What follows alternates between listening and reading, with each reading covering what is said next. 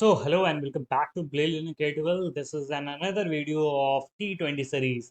जैसा कि आप लोगों को पता है कि हम लोग 20 दिन में पूरा जो हमारा टर्म 2 का सिलेबस है उसको कंप्लीट करने वाले हैं। तो उसी सीरीज का ये नेक्स्ट वीडियो है जिसमें हम लोग पॉलिटिकल साइंस के chapter south Asia and the contemporary world को पढ़ने वाले हैं। और ये चैप्टर बहुत ही ज़्यादा इंपॉर्टेंट है क्योंकि अगर आप टर्म 2 की प्रिपरेशन कर रहे हो या फिर अगर आप सीयूईटी की प्रिपरेशन कर रहे हो तो इससे काफ़ी सारे क्वेश्चंस बन सकते हैं। अगर आप सब्जेक्टिव आंसर्स की बात करोगे तो उसमें आपको काफ़ी ज़्यादा कॉम्प्लेक्सिटी का सामना करना पड़ सकता है अगर आपको फैक्चुअल डिटेल्स नहीं पता है तो। लाइकवाइज अगर आप ऑब्जेक्टिव टाइप के एग्जाम मतलब सीयूईटी की प्रिपरेशन कर रहे हो तो उस कंडीशन में इस चैप्टर से पर्टिकुलरली बहुत सारे क्वेश्चन बन सकते हैं क्योंकि इसमें फैक्चुअल डेटा काफ़ी ज़्यादा है। तो इन्हीं सब चीज़ों को मद्देनजर रखते हुए आज हम लोग पढ़ने वाले हैं इस चैप्टर को और वन गो में इस पूरे चैप्टर को कंप्लीट करेंगे। और हाँ, इसके बाद एक और वीडियो इस चैप्टर पे आएगी जो कि इंपॉर्टेंट क्वेश्चन आंसर पे होगी। इस चैप्टर से जो भी जितने भी क्वेश्चन आंसर बन सकते हैं स्पेसिफिकली उसको आपको मैं बता दूंगा कि क्या पॉसिबल आंसर हो सकते हैं। देखिए सब्जेक्टिव एग्जाम है तो जो आंसर्स है वो अपने हिसाब से भी आप फ्रेम कर सकते हो, बट एक एक खाका मैं तैयार कर दूंगा कि उसके आसपास आप उन चीज़ों को लिख पाओगे, राइट, एग्जाम में प्रेजेंट कर पाओगे। तो ये जो चैप्टर होने वाला है ये एक्सटेंसिव आपका पूरा मटेरियल होने वाला है और साथ ही साथ मैं आपको बता दूं कि इस चैप्टर का अगर आपको नोट्स चाहिए तो वो भी आपको डिस्क्रिप्शन बॉक्स में मिल जाएगा। ठीक है, वहाँ पर लिंक है, उस लिंक में आपको वो नोट्स मिल जाएंगे, राइट। और अगर आप उन नोट्स को ऐप के थ्रू पाना चाहते हो तो आप हमारे ऐप को भी डाउनलोड कर सकते हो, that is blade learner application. आप प्ले स्टोर पर जाकर उस ऐप को डाउनलोड करो, वहाँ पर आपको वीडियो एंड नोट्स सारी चीज़ें अवेलेबल हो जाएंगी। एंड रिकमेंड कि वही आप करो ताकि आप जो यूट्यूब के डिस्ट्रैक्शन है ना उससे थोड़ा सा दूर रहकर आप उस ऐप पर पर्टिकुलरली जो आपके स्टडी मटेरियल है उसको ही केवल अवेल कर सको। एंड इसमें कुछ आपको पे करने की ज़रूरत नहीं, ये सारे वीडियोस वहाँ पर फ्री मिलेंगे आपको। ठीक है, एंड नोट्स भी ऐसे ही आपको फ्री ऑफ कॉस्ट प्रोवाइड किए जा रहे हैं। बस आपकी क्या चाहिए, आपका एक साथ चाहिए कि आप इस चैप्टर को वन गो में ख़त्म करोगे और बहुत अच्छे तरीके से पढ़ोगे, रिवाइज करोगे, जो भी नोट्स होंगे वो आप कंप्लीट कर लोगे, प्रिपेयर कर लोगे, राइट। तो चलिए स्टार्ट करते हैं, आगे की बातें हम लोग चैप्टर के दरमियान करते रहेंगे। इस चैप्टर का नाम है south Asia and the contemporary world. हालांकि आप बुक में देखोगे तो उसमें कंटेम्पररी साउथ एशिया करके इसका नाम है, बट स्टिल क्योंकि इसमें बहुत बहुत सारी चीज़ें जो है ना वो ऑल्टर करी गई, जिसमें इसमें जो सार्क वाला पोर्शन है ना वो आपको न्यू सेंटर ऑफ पावर में आपको उसको डाल दिया गया। बट एनीवे मैं आपको इस चैप्टर में भी आपको पढ़ाने वाला हूँ उस चीज़ को। पढ़ते हैं हम लोग south Asia and contemporary world के बारे में। क्या आप भी क्लास 12 ह्यूमैनिटीज एंड आर्ट्स के स्टूडेंट हैं और सीयूटी 2022 और टर्म 2 को लेकर कंफ्यूज्ड हैं, तो there is no need to worry about anything because blade educatable has launched the most affordable and premium quality course on the planet, जिसमें आपको 5 डोमेन के सब्जेक्ट प्लस लैंग्वेज के 200 plus live lectures and recorded lectures मिलते हैं। अगर आपने live miss कर दिया तो रिकॉर्डेड देख सकते हो। तो 5 डोमेन सब्जेक्ट्स कौन कौन से हैं? तो history, political science, geography, sociology and economics. इसके साथ आप सबकी सुविधा के लिए हमने इसमें जनरल टेस्ट को भी शामिल किया है, जिसमें आपको quantitative aptitude, reasoning, GK, static and current affairs के 100 से ज़्यादा live classes plus recorded lectures मिलेंगे with the premium classroom material and worksheet, जिसको आप मेरे स्क्रीन के पीछे देख सकते हो। And all of this comes at a price of just 1499। सारी चीज़ें जो है केवल और केवल 1499 रुपए में अभी के लिए आपको मिल रही है। आपको क्या करना है, यहाँ से आप क्लिक करके डेमो लेक्चर्स देख सकते हैं क्लासेस के। And if you find the demo lectures helpful then please enrol yourself as soon as possible and you can also subscribe the channel brain educatable for the genuine contents on humanities. Thank you. Start करते हैं। सबसे पहले what is south Asia, सबसे पहले तो यही question है कि साउथ एशिया आखिर होता क्या है। देखिए दुनिया भर में महाद्वीप जितने हैं उसमें से एशिया सबसे बड़ा महाद्वीप है और उसका जो सदर्न पार्ट है, ठीक है, उस रीजन को हम लोग साउथ एशिया कहते हैं। एशिया के सदर्न पार्ट को, सदर्न रीजन को, दक्षिण में जो भी देश है उसको हम लोग कंबाइनिंगली साउथ एशियन रीजन कहते हैं। और इसमें कितने देश आते हैं तो देखो ये तो बीच में एक हमारा प्यारा भारत, उसके बाद आप वेस्ट में जाओगे तो पाकिस्तान है, ठीक है, उसके बाद ऊपर आओगे तो नेपाल और भूटान, दो हिमालयन कंट्री हैं। और उसके बाद नीचे में यहाँ पे आओगे तो बांग्लादेश है, राइट। फिर नीचे आओगे तो श्रीलंका है, श्रीलंका का आप यहाँ पे देख सकते हो, आइलैंड कंट्री है श्रीलंका। और एक ऐसी कंट्री है जिसका जो नक्शा है वो इंडिया के नक्शे के साथ फ्री में मिल जाता है। एंड इंडिया का नक्शा भी उसके बिना अधूरा सा लगता है। एनीवे तो श्रीलंका ये रहा। और उसके बाद यहाँ पर एक पोल ऑफ आइलैंड है, मतलब जो आइलैंड्स का एक ग्रुपिंग है उसको हम लोग कंबाइनली मालदीव्स कहते हैं। तो ये मालदीव्स हो गए। तो कितने कंट्री हो गए, ये 7 कंट्री जो है ना सब मिला के आप कंबाइनली इसको साउथ एशियन रीजन कहते हो। तो आपको याद रखना पड़ेगा कि कौन कौन से रीजन है। याद क्या ही रखना, आप देख लोगे तो आपको याद हो जाएगा। क्या है, पाकिस्तान है, बांग्लादेश है, भूटान है, नेपाल है, श्रीलंका है और मालदीव्स है। ये 7 कंट्री आपके इस साउथ एशियन रीजन में आते हैं। देखो, साउथ एशिया का जो रीजन है ना, काफ़ी ज़्यादा डाइवर्स है। अगर आप पॉलिटिकल स्फेयर की बात करोगे, आप इवन कल्चरल स्फेयर की बात करोगे, मिलिट्री आप स्ट्रक्चर की बात करोगे, उस स्फेयर में आप जाओगे, लैंग्वेज की बात करोगे, रिलीजन की बात करोगे, सभी में बहुत ज़्यादा डाइवर्सिटी आपको देखने को मिलेगी साउथ एशियन रीजन में। और दुनिया में बहुत कम इलाके ही इस प्रकार के हैं जहाँ पर इतनी ज़्यादा डाइवर्सिटी आपको देखने को मिलेगी जितना साउथ एशिया है। अगर इसके साउथ एशिया के सबसे पहले ज्योग्राफिकल बाउंड्री की बात कर ले, तो देखो, साउथ एशिया के जो नॉर्थ वाला पार्ट है ना, ये जो साउथ एशिया का रीजन है, इसका नॉर्थ वाला पार्ट, ये किस रीजन, ये कौन सा क्षेत्र है? यहाँ पे हिमालयाज है। आपको पता है कि हिमालयाज ऐसे ऐसे पूरा आपको नदर्न पार्ट में आपको मिलता है, और फिर यहाँ पर अरुणाचल प्रदेश के पास नामचा बड़वा से वो नीचे यूटर्न मारता है, और नीचे जो अंडमान निकोबार है, ये सभी हिमालयाज का ही पार्ट है। तो अ, उसके नॉर्थ में, साउथ एशिया के नॉर्थ में क्या हो गया? हिमालयाज हो गया। साउथ में आप देखोगे तो ये जो पूरा रीजन है, that is of Indian ocean. ये इंडियन ओशन का रीजन है, और दुनिया का इकलौता ओशन है जिसका नाम किसी देश के नाम पे पड़ा है। ठीक है, तो all because of the prominent position of India in in this region, Indian ocean इसको कहा जाता है। तो ये साउथ में आपको इंडियन ओशन मिलेगा। ईस्ट में अगर आप बात करोगे तो यहाँ पे बे ऑफ बंगाल मिलेगा। ये बे ऑफ बंगाल है यहाँ पर। और वेस्ट में आप देखोगे तो यहाँ पे अरेबियन सी। तो ये इसका आप कह सकते हो कि ज्योग्राफिकल फ्रंटियर हो गया। ठीक है, ज्योग्राफिकल बाउंड्री हम लोगों ने देख लिया कि ये इस प्रकार के हैं। नॉर्थ में आपका हिमालयाज, एंड साउथ में इंडियन ओशन है। आप ईस्ट में जाओगे तो बे बंगाल है, और वेस्ट में आओगे तो अरेबियन सी। तो ये पूरा जो रीजन है, दैट इज साउथ एशिया। अब हम लोग यहाँ के पॉलिटिकल सिस्टम की बात करते हैं। तो अगेन, जैसा मैंने अभी बताया कि यहाँ पे बहुत ज़्यादा डाइवर्सिटी है, तो अलग अलग कंट्रीज में अलग अलग पॉलिटिकल सिस्टम आपको देखने को मिलता है।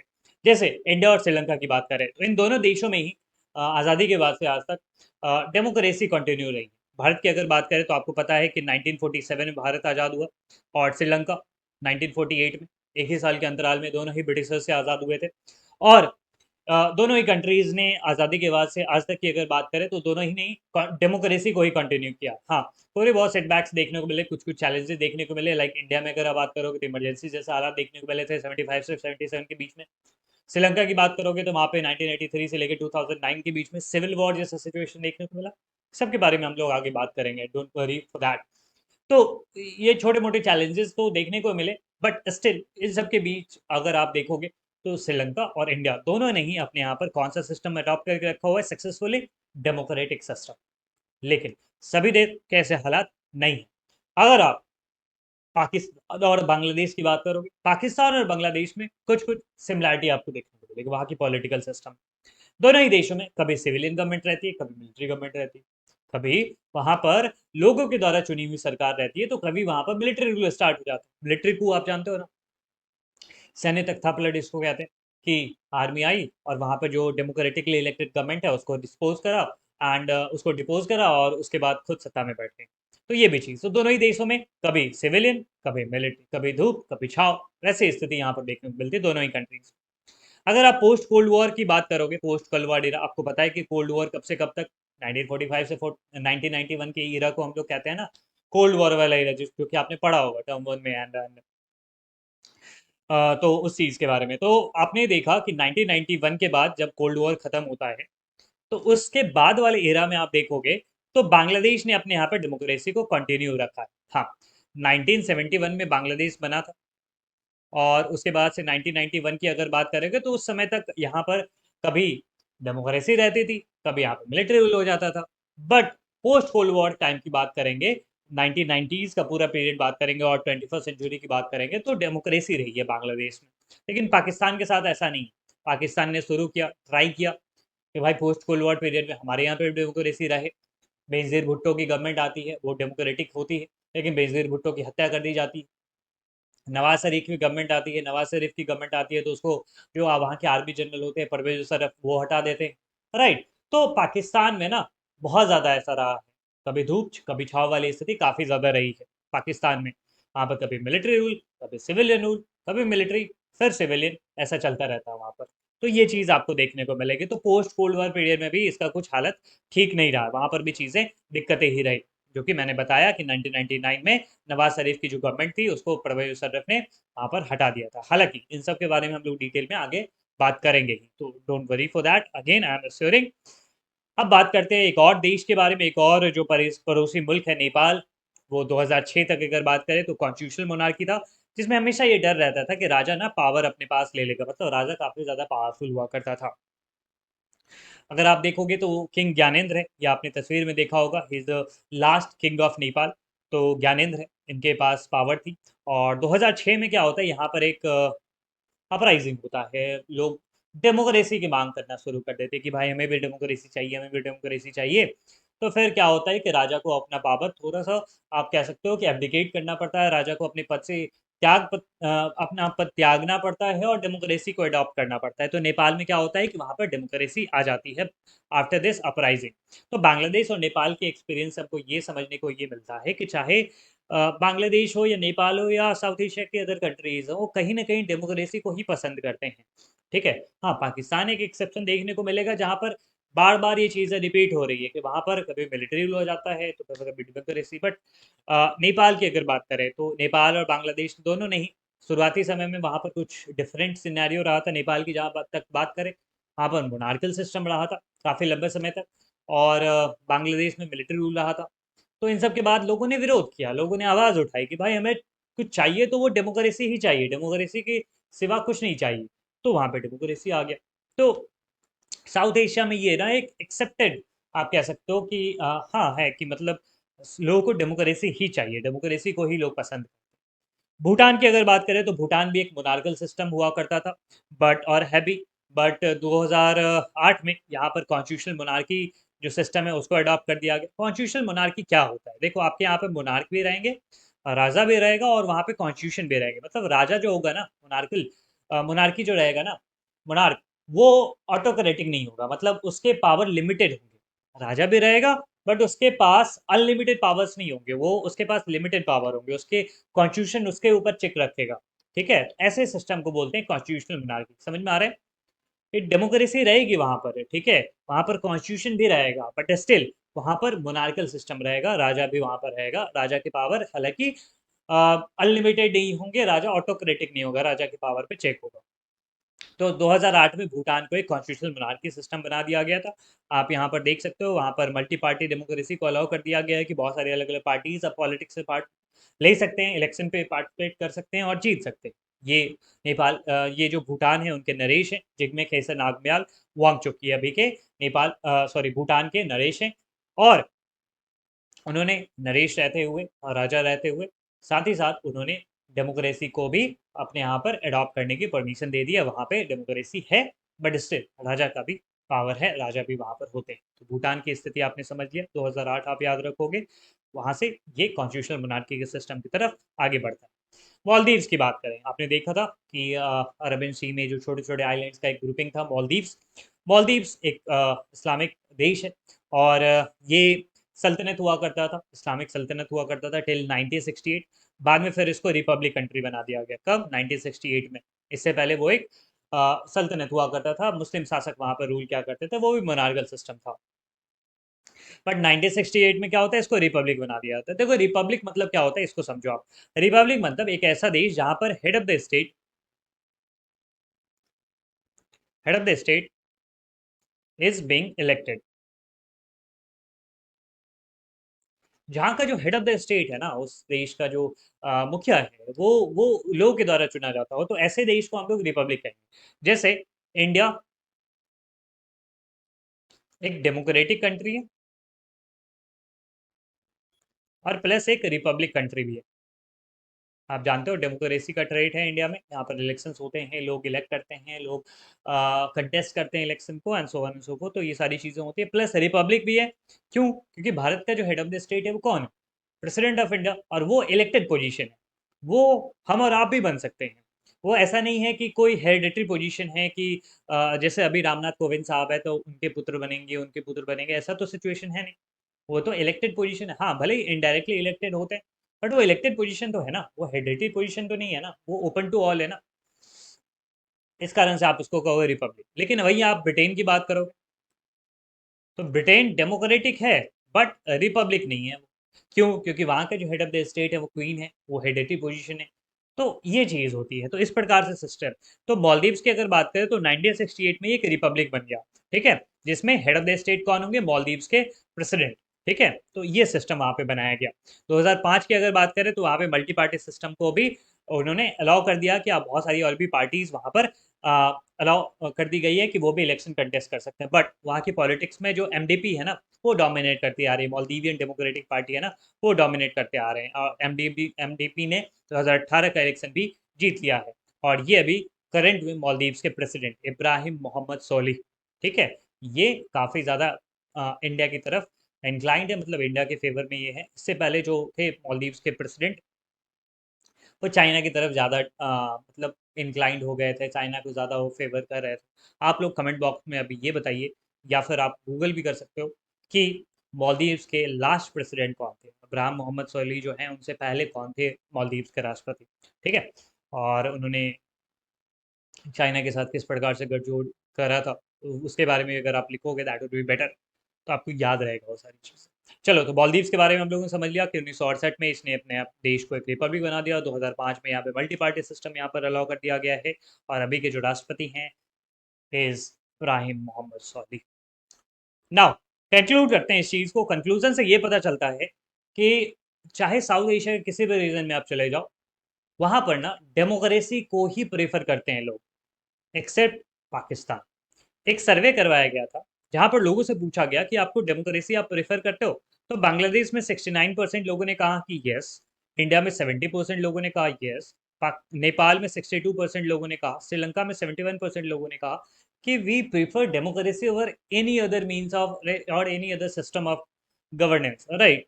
लेकिन पाकिस्तान की अगर बात करोगे तो वहां पर केवल 37% लोगों ने ही कहा कि डेमोक्रेसी मुझे पसंद है। तो एक पाकिस्तान को छोड़ दो, हालांकि उसके अलग रीजन है, आगे हम लोग बात करेंगे जब पाकिस्तान के बारे में, तो आपको डिटेल में समझ में आएगा कि क्यों पाकिस्तान में आज भी लोग डिक्टेटरशिप को ज़्यादा ही पसंद करते हैं और डेमोक्रेसी पे उनका भरोसा नहीं है, ठीक है।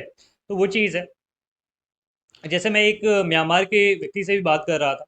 म्यांमार में भी आप जानते हो कि वहाँ पे मिलिट्री रूल है, यहाँ पर मिलिट्री कू हो गया, आंग सान सू की सब थे वहाँ पर, वहाँ की गवर्नमेंट में उनका पावर में था। बट स्टिल वहाँ पर मिलिट्री कू होता है और आंग सान सू की को जेल भेज दिया जाता है, कई सारे वहाँ पर चार्जेस लगाए जाते हैं और वहाँ पे मिलिट्री रूल करने लगती है। वहाँ के एक व्यक्ति से मैं बात कर रहा था, उनसे मैंने जब पूछा कि अ, ये ये एज एन इंडियन आपको थोड़ा सा अजीब लग रहा होगा कि क्यों लोग मिलिट्री को ही प्रेफर करते हैं और क्यों उनको डेमोक्रेसी नहीं पसंद आता है। बट मैंने उनसे जब पूछा कि आपको कौन सा ज़्यादा पसंद है, तो उन्होंने कहा कि मुझे मिलिट्री रूल ज़्यादा बेहतर लगता है। हालांकि उसके कुछ शॉर्ट फॉल्स हैं, उसके कुछ लिमिटेशन है, बट स्टिल उन लोगों का ना डेमोक्रेटिक इंस्टीट्यूशन पे उतना ज़्यादा भरोसा नहीं है। क्यों? क्योंकि उनको लगता है कि डेमोक्रेटिक इंस्टीट्यूशंस में जो नेता होते हैं ना, जो जो लीडर्स हैं ना, वो बहुत ज़्यादा करप्ट हैं, वो लोगों के वेलफेयर के लिए नहीं काम करते हैं। और मिलिट्री जब आती है तो लोगों के वेलफेयर के लिए काम करते हैं, डिसिप्लिन रहती है, सारी चीज़ें बेहतर होती हैं। तो कुछ ऐसे ही नोशंस के कारण भी आप कह सकते हो कि म्यांमार या दूसरे सारे देशों में भी, म्यांमार का तो मैंने एग्जाम्पल बताया आपको, मैं पाकिस्तान के बारे में आपको इस चीज़ को थोड़ा सा लेकर चल रहा हूँ कि पाकिस्तान में भी लोग ना ऐसा ही कुछ सोचते हैं कि वहाँ उनको लगता है कि जो हमारा डेमोक्रेटिक सिस्टम है ना, या डेमोक्रेटिक जो लीडर्स है ना, दे ऑल आर करप्ट, ठीक है, उनका भरोसा ही नहीं है उन पे। और उनको लगता है कि जो मिलिट्री है ना, वो हमारा ज़्यादा बेहतर कर सकती है, भला कर सकती है, तो इस कारण से वहाँ पे लोग मिलिट्री को ज़्यादा प्रेफर करते हैं। बट स्टिल इसके और भी कुछ रीज़न है जो कि आगे हम लोग पढ़ेंगे उस चीज़ को। तो हम लोग को क्या समझ में आता है कि अगर आप पाकिस्तान को केवल छोड़ दो एक एक्सेप्शन के तौर पे, तो बाकी सारे देश में वहाँ पर डिक्टेटरशिप के ऊपर सभी लोग डेमोक्रेसी को ही पसंद करते हैं, और ज़्यादातर लोग यही चाहते हैं कि डेमोक्रेसी इंस्टीट्यूशन ही हमारे देश में कंटिन्यू हो, राइट। ये सारी चीज़ें कि डेमोक्रेटिक एक्सपीरियंस में काफ़ी ज़्यादा मिक्स्ड रिकॉर्ड रहा। हालाँकि इंडिया में तो ठीक है, सक्सेसफुल रहा इंडिया और श्रीलंका में। बाकी अगर वहाँ पे नेपाल में देखोगे, चाहे श्रीलंका में देखोगे, सॉरी नेपाल में देखोगे, बांग्लादेश में देखोगे, इन सब देशों के अलग-अलग देशों की बात करोगे तो डेमोक्रेटिक एक्सपीरियंस में बहुत ज़्यादा सेटबैक्स, कभी उठा-पटक, कभी वहाँ पे ऐसा लगता था कि डेमोक्रेसी वहाँ पर सर्वाइव ही नहीं करेगी। इंडिया का एग्ज़ाम्पल लो, इमरजेंसी लग गया था। मालदीव्स का एग्ज़ाम्पल लो, वहाँ पर राष्ट्रपति को डिपोज़ करने वाली बातें आ गई थी। तो कई सारे इंस्टेंसेस के बावजूद भी लोगों ने हमेशा डेमोक्रेसी को ही तरजीह दी है। किसी भी दूसरे सिस्टम से ज़्यादा बेहतर उन्होंने डेमोक्रेसी को भी माना है, राइट? और रिसेंट सर्वे भी हमें को यही बताता है कि सभी लोग, चाहे वो गरीब हो, अमीर हो, चाहे वो अलग-अलग रिलीजन से बिलॉन्ग करते हो, अलग-अलग रीजन से बिलॉन्ग करते हो, दे ऑल प्रेफर डेमोक्रेसी और any other system of governance. तो उन सब चीज़ों को वो करते हैं, राइट, उनको लगता है कि यही बेहतर है। अब हम लोग आते हैं हमारे पड़ोसी मुल्क पाकिस्तान के बारे में। ठीक है, हमारा प्यारा जो पड़ोसी है पाकिस्तान, वो उसके बारे में हम लोग पढ़ लेते हैं थोड़ा सा। अब कितना प्यारा है ये आप लोग बताना। सो वहाँ पर जो मिलिट्री या डेमोक्रेसी है उसके बारे में हम लोग बात कर लेते हैं कि पाकिस्तान के बारे में क्या क्या चीज़ें। देखो, पाकिस्तान का जो पूरा सिस्टम है ना, काफ़ी ज़्यादा कॉम्प्लिकेटेड है, बट इसलिए मैंने आपको इतने अच्छे तरीके से समझाने की कोशिश करेंगे ताकि आप इसको याद रख सकते हो। इसको हमने टाइमलाइन के थ्रू मैंने आपको पढ़ाया है। ठीक है, ये आपको बुक में इस तरीके से नहीं दिया गया, और कुछ कुछ चीज़ें मैंने ऐड करा है ताकि आप ठीक ढंग से उसको समझ सको कि पाकिस्तान में आके ना जो जो गवर्नमेंट है वो किस प्रकार से आगे बढ़ी है। सबसे पहले बात कर लेते हैं कि पाकिस्तान आज़ाद कब हुआ। आप सभी लोगों को पता है, 14 अगस्त 1947 को भारत के साथ ही वो आज़ाद हुआ था। ब्रिटिश इंडिया को डिवाइड कर दिया गया था into two nation, India and Pakistan. तो पाकिस्तान कब आता है? 1947 में एग्जिस्टेंस में आता है। उससे पहले पाकिस्तान नाम का कोई देश नहीं था। 1947 में पाकिस्तान नाम का एक नया देश आता है। उसके बाद उसने कंटिन्यू किया टू फ्रेम इट्स कॉन्स्टिट्यूशन, अपना कॉन्स्टिट्यूशन बनाना उन्होंने शुरू किया, और कॉन्स्टिट्यूशन बन के आता है 1956 में। 1956 में पाकिस्तान ने अपना पहला कॉन्स्टिट्यूशन लिखा।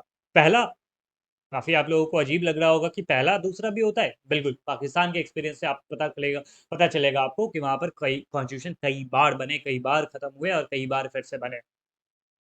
पहला कॉन्स्टिट्यूशन वहाँ पे लिखा गया 1956 में, और उस कॉन्स्टिट्यूशन को ख़त्म कर दिया गया बाई प्रेसिडेंट इस्कंदर मिर्जा।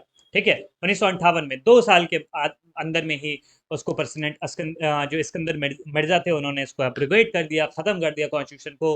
और उसके बाद नए प्रेसिडेंट बने general Ayub Khan. General Ayub Khan, obviously नाम से लग रहा है कि मिलिट्री रूल स्टार्ट हो गई। मतलब एक तो पहले संविधान बनाने में ही इतना टाइम लग गया, 1947 से लेकर 56 तक उन्होंने समय लिया, करीब 9 साल का। उसके बाद जो संविधान बना वो 2 साल में ख़त्म हो गया।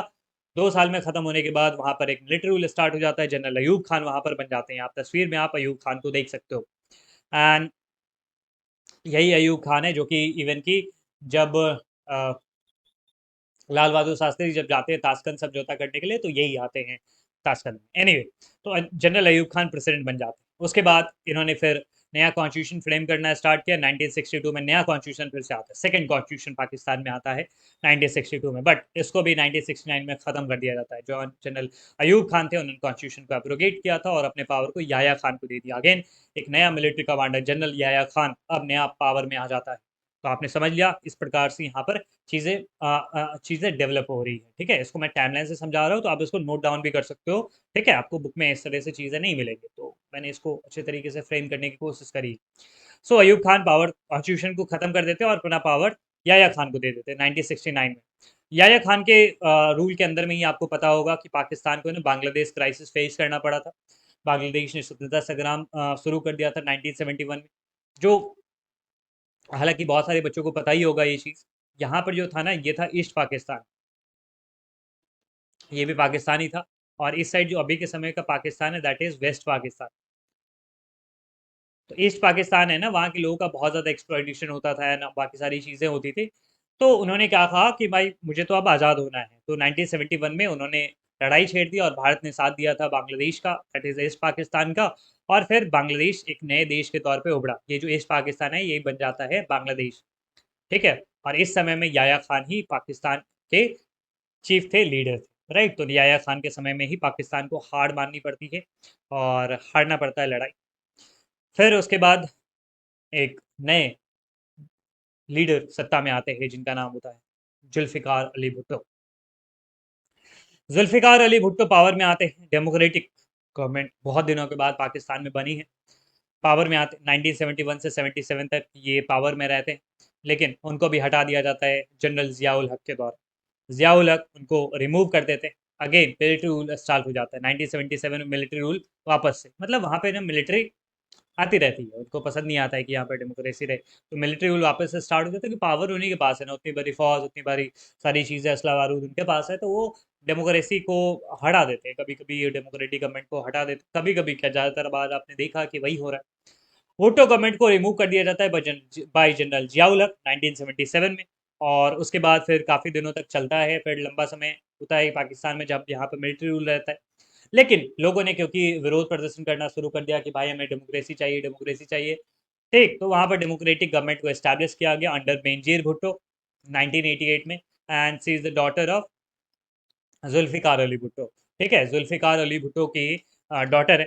एंड आपको ये पता होना चाहिए कि भुट्टो ख़ानदान ना पाकिस्तान के one of the most influential family से आता है। भुट्टो कौन है? भुट्टो पता है कौन है? आपने फर्स्ट चैप्टर पढ़ा होगा, उसमें आपने पढ़ा था कि इंडिया में ना कुछ रियासतें ऐसी थी जो कि इंडिया के साथ जुड़ना नहीं चाहती थी। तो इसमें एक जूनागढ़ भी था। तो जूनागढ़ के जो शासक थे ना, वो मुस्लिम शासक थे, उन्हीं का जो प्राइम मिनिस्टर था ना, वही खानदान है भुट्टो का। ठीक है, तो यही उन्हीं के खानदान से बिलोंग करते हैं जुल्फ़िकार अली भुट्टो, जो कि पाकिस्तान के प्रधानमंत्री बने हुए हैं। आपको पता है कि 1971 से 77 के बीच में जुल्फ़िकार अली भुट्टो प्रधानमंत्री बनते हैं। फिर उनकी डॉटर जो थी बेनजीर भुट्टो, वो पावर में आती है, वो भी प्रधानमंत्री रही, हालांकि इनकी भी हत्या कर दी जाती है। और जुल्फ़िकार अली भुट्टो, सोचो, जुल्फ़िकार अली भुट्टो प्रधानमंत्री पाकिस्तान की, उनकी बेटी प्रधानमंत्री पाकिस्तान की। और जो बेनजीर भुट्टो के शौहर थे आसिफ अली जरदारी, वो पाकिस्तान के राष्ट्रपति बनते हैं। ठीक है, और बेनजीर भुट्टो के जो सन हैं बिलावल भुट्टो, वो अभी के समय पे जो नई गवर्नमेंट पाकिस्तान में फॉर्म हुई है, is the external affairs minister, जो फॉरेन मिनिस्टर है पाकिस्तान में, वो बने हुए। ठीक है, तो आप सोच सकते हो कि वो फैमिली कितनी ज़्यादा इन्फ्लुएंशियल है। तो वो वही है, जूनागढ़ के वही शासक के प्रधानमंत्री, जो कि चले गए थे, पाकिस्तान चले गए थे। तो वो ख़ानदान उस प्रकार का है। Anyway, back to the course और द कंटेंट। तो बेनजीर भुट्टो के अंदर में सरकार बनती है, वहाँ पर डेमोक्रेसी वहाँ पर इस्टेब्लिश होता है। बट वहाँ पर पॉलिटिकल राइवलरी चलती रहती है पूरी 1988 से 1999 के बीच में, कि पाकिस्तान पीपल्स पार्टी और पीपीपी जिसको कहते हैं, और मुस्लिम लीग के बीच में कस्म कस्सा चलता रहता है। कभी बेनजीर भुट्टो पावर से हट जाती है, कभी दूसरे पावर में आ जाते हैं, कभी नवाज शरीफ आ जाते हैं पावर में, सारी चीज़ें चलती रहती है। तो नवाज शरीफ पावर में आ जाते हैं। 1999 की अगर बात करें तो उस समय नवाज शरीफ पावर में रहते हैं, नवाज शरीफ पाकिस्तान के प्रधानमंत्री रहते हैं। लेकिन नवाज शरीफ की भी किस्मत अच्छी नहीं थी, नवाज शरीफ को हटा दिया जाता है in the year 1999 by army general Pervez Musharraf. तो जनरल परवेज मुशर्रफ 1999 में नवाज शरीफ को हटा देते हैं, मतलब डेमोक्रेसी फिर से खत्म। ठीक है, वहाँ पर डेमोक्रेसी फिर से खत्म, और जनरल परवेज मुशर्रफ वहाँ के नए प्रेसिडेंट बन जाते हैं। 2001 में उन्होंने इलेक्शन करवा के, इलेक्शन क्या ही होगा, मतलब वो लोग फर्जरी करवा के, करप्शन करवा करवा के खुद ही जीत जाते हैं। तो 2001 में वो पाकिस्तान के राष्ट्रपति बन जाते हैं, परवेज मुशर्रफ साहब। और उसके बाद वो कंटिन्यू रहते हैं 2008 तक। 2008 में फिर इलेक्शन होता है, और वहाँ से फिर आप देखोगे कि पाकिस्तान में डेमोक्रेसी रही है। ठीक है, और फिर अभी हाल की बात करोगे तो इमरान खान 22वें प्रधानमंत्री बने थे, 2018 में बने थे। और हालांकि बीच में अगर आप देखोगे 2008 के बीच में और 2018 के बीच में, तो नवाज शरीफ बीच में बने थे, राइट। लेकिन नवाज शरीफ, सोचो, करप्शन का चार्ज उन पर लगा था। पाकिस्तान का प्राइम मिनिस्टर वो करप्शन कर रहा है और करप्शन के चार्जेस चल रहे हैं, तो उसको जेल भेज दिया गया था। और फिर नवाज शरीफ इलाज करवाने गए तो लंदन में ही भाग गए, बहाना मार के। तो पाकिस्तान में अलग ही लीला चलती रहती है, राइट। एनीवे, तो 2018 में 18 में जो इमरान खान है क्रिकेटर, आप सभी लोग जानते ही, उनसे वाकिफ़ हुए होंगे। और पाकिस्तान को वर्ल्ड कप भी उन्होंने जितवाया था, काफ़ी अच्छे बॉलर थे। एनीवे, तो इमरान खान 22वें प्रधानमंत्री बनते हैं, और लगता है कि पाकिस्तान में डेमोक्रेसी कंटिन्यू रहेगी, वहाँ पर कुछ उठापटक नहीं होगी। बट डेमोक्रेसी तो कंटिन्यू रहा है, लेकिन आर्मी का जो इन्वॉल्वमेंट था वो बना रहा। और इसी कारण से आप कह सकते हो कि कहीं ना कहीं आर्मी के इन्वॉल्वमेंट के कारण ही इमरान खान को फिर से पावर में हटना पड़ा, और 2023 तक इनका शासन था वो चला नहीं पाए। और 2022 में ही, मतलब इसी साल, इनको अपनी जो सीट थी उसको छोड़ना पड़ा, और उसके जगह पे शहबाज शरीफ, वही नवाज शरीफ जो थे, उनके भाई हैं। नवाज शरीफ तो अपना उनके ऊपर चार्ज लगा ना, तो जेल भेजा गया, तो जेल भेजा गया तो इलाज का बहाना करके वो लंदन भाग गए हैं। तो इधर जो उनके भाई हैं शहबाज शरीफ, वो जो इमरान खान है उनको हटाकर ये प्रधानमंत्री बन जाते हैं। तो अभी जो करंट प्राइम मिनिस्टर है, ये 23वें प्रधानमंत्री। सोच सकते हो कितना ही साल, 1947 से आज तक सोचो, 2022 तक 75 साल हुए हैं, उसमें 23 प्रधानमंत्री पाकिस्तान ने देख लिया। तो ये शहबाज शरीफ जो अभी के प्राइम मिनिस्टर है। ठीक है, और अभी के जो फॉरेन मिनिस्टर हैं वो वही बिलावल भुट्टो।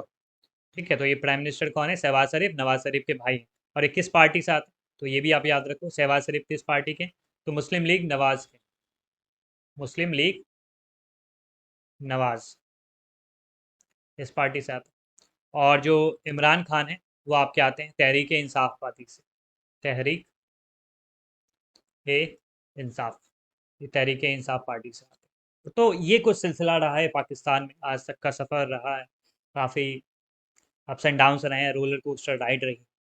अब ये क्वेश्चन उठता है कि क्यों पाकिस्तान एक स्टेबल डेमोक्रेसी फॉर्म नहीं कर पाया, क्यों एक स्टेबल डेमोक्रेसी बिल्ड नहीं कर पाया। इसका रीज़न के बारे में हम लोग समझते हैं। देखिए, इसका जो मेन रीज़न है ना कि वहाँ पर ना military, clergy group, land owning aristocracy, इनका काफ़ी ज़्यादा डोमिनेंस रहा है। वहाँ पर जो मिलिट्री जो कमांडर्स होते हैं, मिलिट्री जो ऑफिशियल्स होते हैं, they are very much dominated and powerful as well, right. काफ़ी ज़्यादा पावरफुल होते हैं वो लोग। एंड क्लर्जी की बात करें, मतलब लैंड ओनिंग क्लास की बात करें, जो जो पॉलिटिशियन है वहाँ पर, या वहाँ पर जो ज़मींदार हैं, जो बड़ी बड़ी मिल्कियत जिनके पास हैं, वो लोग ज़्यादा पावरफुल हैं। और उनके बेनिफिट के लिए चीज़ कब रहेगी पता है, जब मिलिट्री सत्ता में रहेगी। ठीक है, तो वो हमेशा चाहते हैं कि मिलिट्री ही सत्ता में रहे, ताकि उनके बेनिफिट की चीज़ें हों। तो इस कारण से भी आप कह सकते हो कि पाकिस्तान में डेमोक्रेसी नहीं हो पाए। दूसरी चीज़ कि वहाँ के लोगों को ना वो लोग बड़गला के रखते हैं। ठीक है, वहाँ के लोगों के दिमाग में केवल इतना ही भरा जाता है कि भारत हमारा दुश्मन है, भारत हमारा दुश्मन है। तो भारत से बदला कौन लेगा? भारत से बदला मिलिट्री ही तो ले सकती है, मिलिट्री ही तो पावरफुल है। तो इसलिए हमेशा वो लोग लोगों के मन दिमाग में ये जहर घोल घोल देते हैं कि मिलिट्री ही भारत से बदला ले सकती है, और इसलिए मिलिट्री बेहतर है। तो इसलिए भी मिलिट्री वहाँ पे लोग पसंद करते हैं। उनको लगता है कि मिलिट्री जब रहेगी तो भारत से लोहा ले सकती है, भारत से बदला ले सकती है। ठीक है, भारत से आंख मिलाकर देख सकती है।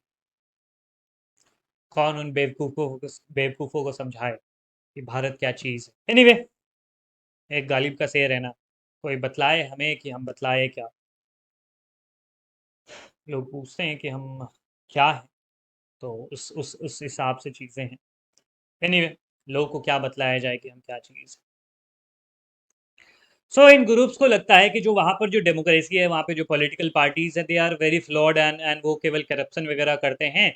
और हमारी डेमोक्रेसी वहाँ पर, मतलब वो लोगों को लगता है कि डेमोक्रेसी डेमोक्रेसी तो कोई चीज़ होने नहीं वाला है, और मिलिट्री रूल ही ज़्यादा बेहतर है। क्योंकि डेमोक्रेटिक इंस्टीट्यूशन की अगर बात करेंगे तो लीडर सब बड़े करप्ट होते हैं, उनको वो केवल अपने इंटरेस्ट के लिए काम करते हैं, देश के इंटरेस्ट के लिए काम नहीं करते। देश के इंटरेस्ट के लिए कौन काम करता है, तो मिलिट्री ही केवल काम करती है। तो इसलिए मिलिट्री का पावर में रहना ज़रूरी। तो इस कारण से आप कहोगे कि वहाँ पर पाकिस्तान में मिलिट्री को ज़्यादा तरजीह दी जाती है।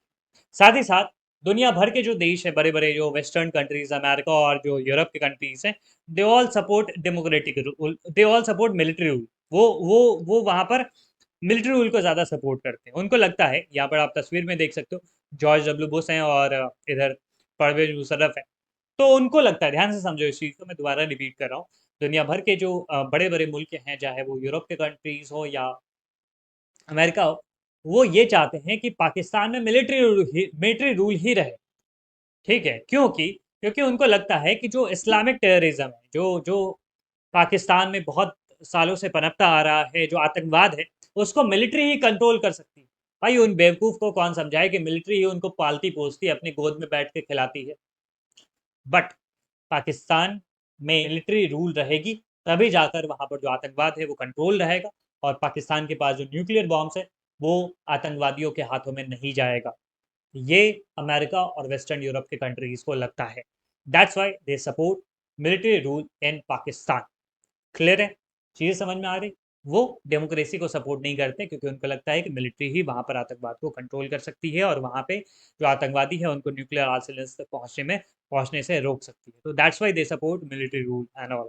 तो इन सब कारणों से आप कंक्लूड कर सकते हो, अगर आपसे एक प्रश्न ये पूछा जाए कि क्यों पाकिस्तान में जो मिलिट्री रूल है वही ज़्यादा बेहतर है वहाँ पर, या फिर आप कह सकते हो कि ऐसे भी प्रश्न आपसे पूछा जा सकता है कि क्यों वहाँ पर डेमोक्रेसी, स्टेबल डेमोक्रेसी अभी तक इस्टेब्लिश नहीं हो पाई। तो इसके कुछ कारण यहाँ पे मैंने आपको बता दिया कि ये सारे कारण, राइट। यहाँ पर एक कार्टून है जिसको आपको डिसाइफर करना है और समझना है कि इस कार्टून में क्या कर रहे हैं। ये परवेज मुशर्रफ है, आपको पता है कि ये आर्मी जनरल थे, और इन्होंने नवाज शरीफ को पावर में से हटा दिया 1999 में, 1999 में, और कारगिल की लड़ाई में यही लीड कर रहे थे। एनीवे, तो 1999 में उन्होंने पावर से हटा दिया था, 2001 में ये खुद को उन्होंने प्रेसिडेंट बना लिया था। तो यहाँ पर देखो वो क्या कह रहे हैं कि ये जो व्यक्ति है ना, ये भी नवाज शरीफ ही है, बट ये सिविलियन सिविलियन लीडर, या फिर आप कह सकते हो प्रेसिडेंट, और यहाँ पर ये जनरल, आर्मी जनरल। तो वो ये कह रहे हैं कि अगर मैं प्रेसिडेंट रहूं और आर्मी का पावर मेरे पास ना रहे, तो मेरा पावर ज़ीरो है। मतलब मैं अगर सिविलियन लीडर हूँ, मैं प्रेसिडेंट हूँ पाकिस्तान का और मैं आर्मी जनरल नहीं हूँ, आर्मी मेरे कब्जे में नहीं है या आर्मी मेरे अंदर में नहीं है, फिर मेरा पावर ज़ीरो है। ठीक है। फिर वो ये कहते हैं कि अगर मैं आर्मी जनरल रहूँ, प्रेसिडेंट ना भी रहो, तो भी मेरा पावर रहता है, थोड़ा बहुत ही सही लेकिन रहता है, सब्सटैंशियल पावर। लेकिन मैं अगर आर्मी जनरल भी रहूँ और प्रेसिडेंट भी रहूँ, दोनों पोस्ट मैं ही होल्ड करूँ, देन मेरा पावर डबल हो जाता है। दैट्स वाई वो आर्मी जनरल भी थे और प्रेसिडेंट भी वो थे, राइट। ये सारी चीज़ें मतलब सिविलियन रूलर भी थे और मिलिट्री रूलर भी थे। एनीवे, उन्हीं के हाथों में सारी चीज़ें थी, एक तरीके से आप कह सकते हो। तो वो ये कह रहे हैं कि सिविलियन और मिलिट्री रूल अगर दोनों ही मेरे पास है, देन माई पावर मल्टीप्लाइज और माई पावर राइजेस ट्रेमेंडसली, राइट। तो ये चीज़ वो ये इस कार्टून से कहना चाहते हैं। तो इस तरीके से हम लोगों ने समझा पाकिस्तान के बारे में कि पाकिस्तान में किस प्रकार का सीन रहा है, क्या क्या क्या वहाँ पे चीज़ें नहीं हैं और क्यों दिक्कतें आती हैं, और क्यों वहाँ पर आज तक डेमोक्रेसी इस्टेब्लिश नहीं हो पाए। Now moving forward to democracy in Bangladesh. क्या आप भी क्लास 12 ह्यूमैनिटीज एंड आर्ट्स के स्टूडेंट हैं और सीयूटी 2022 और टर्म 2 को लेकर कंफ्यूज्ड हैं, तो there is no need to worry about anything because blade educatable has launched the most affordable and premium quality course on the planet, जिसमें आपको 5 डोमेन के सब्जेक्ट प्लस लैंग्वेज के 200 plus live lectures and recorded lectures मिलते हैं। अगर आपने live miss कर दिया तो रिकॉर्डेड देख सकते हो। तो 5 डोमेन सब्जेक्ट्स कौन कौन से हैं? तो history, political science, geography, sociology and economics. इसके साथ आप सबकी सुविधा के लिए हमने इसमें जनरल टेस्ट को भी शामिल किया, जिसमें आपको quantitative aptitude, reasoning, GK, static and current affairs के 100 से ज़्यादा live classes plus recorded lectures मिलेंगे with the premium classroom material and worksheet, जिसको आप मेरे स्क्रीन के पीछे देख सकते हो। And all of this comes at a price of just 1499। सारी चीज़ें जो है केवल और केवल 1499 रुपये में अभी के लिए आपको मिल रही है। आपको क्या करना है, यहाँ से आप क्लिक करके डेमो लेक्चर्स देख सकते हैं क्लासेस के। And if you find the demo lectures helpful, then please enrol yourself as soon as possible and you can also subscribe the channel brain educatable for the genuine contents on humanities. Thank you. Bangladesh के बारे में देख लेते हैं। देखो, बांग्लादेश नाम का जो देश है, वो 1971 से पहले एग्जिस्ट ही नहीं करता था। 1947 से लेकर 1971 के बीच में ये पाकिस्तान के नाम से जाना जाता था। ठीक है। एक तो निरा बेवकूफ़ आदमी था जिसने ये डिवीज़न किया था, रेड क्लिफ। एक तो ये हो गया कि वेस्ट पाकिस्तान इधर होगा। हालांकि रेड क्लिफ को अकेले दोष देना सही नहीं होगा, बेचारे की कोई ज़्यादा गलती नहीं थी, बट स्टिल वेस्ट पाकिस्तान इधर है और ईस्ट पाकिस्तान इधर है, मतलब देश एक ही है।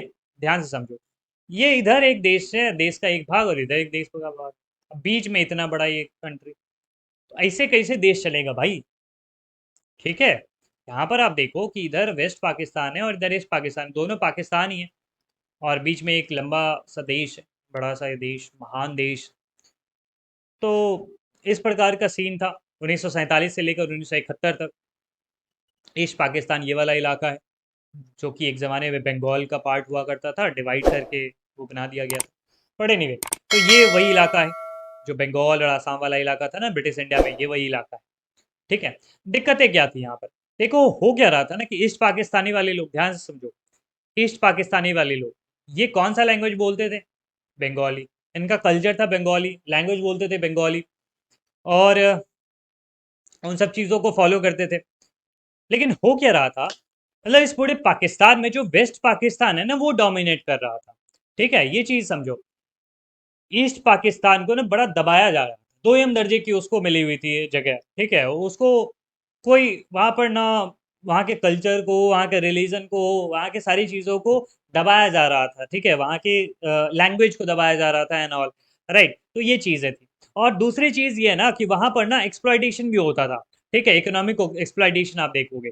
देखो, ये एरिया ना, ईस्ट पाकिस्तान वाला इलाका बड़ा उपजाऊ था। ठीक है, यहाँ पर गंगा नदी बहती है, ब्रह्मपुत्र नदी बहती है, कितनी बड़ी बड़ी नदियाँ यहाँ पर बहती है, तो रीजन काफ़ी ज़्यादा उपजाऊ था।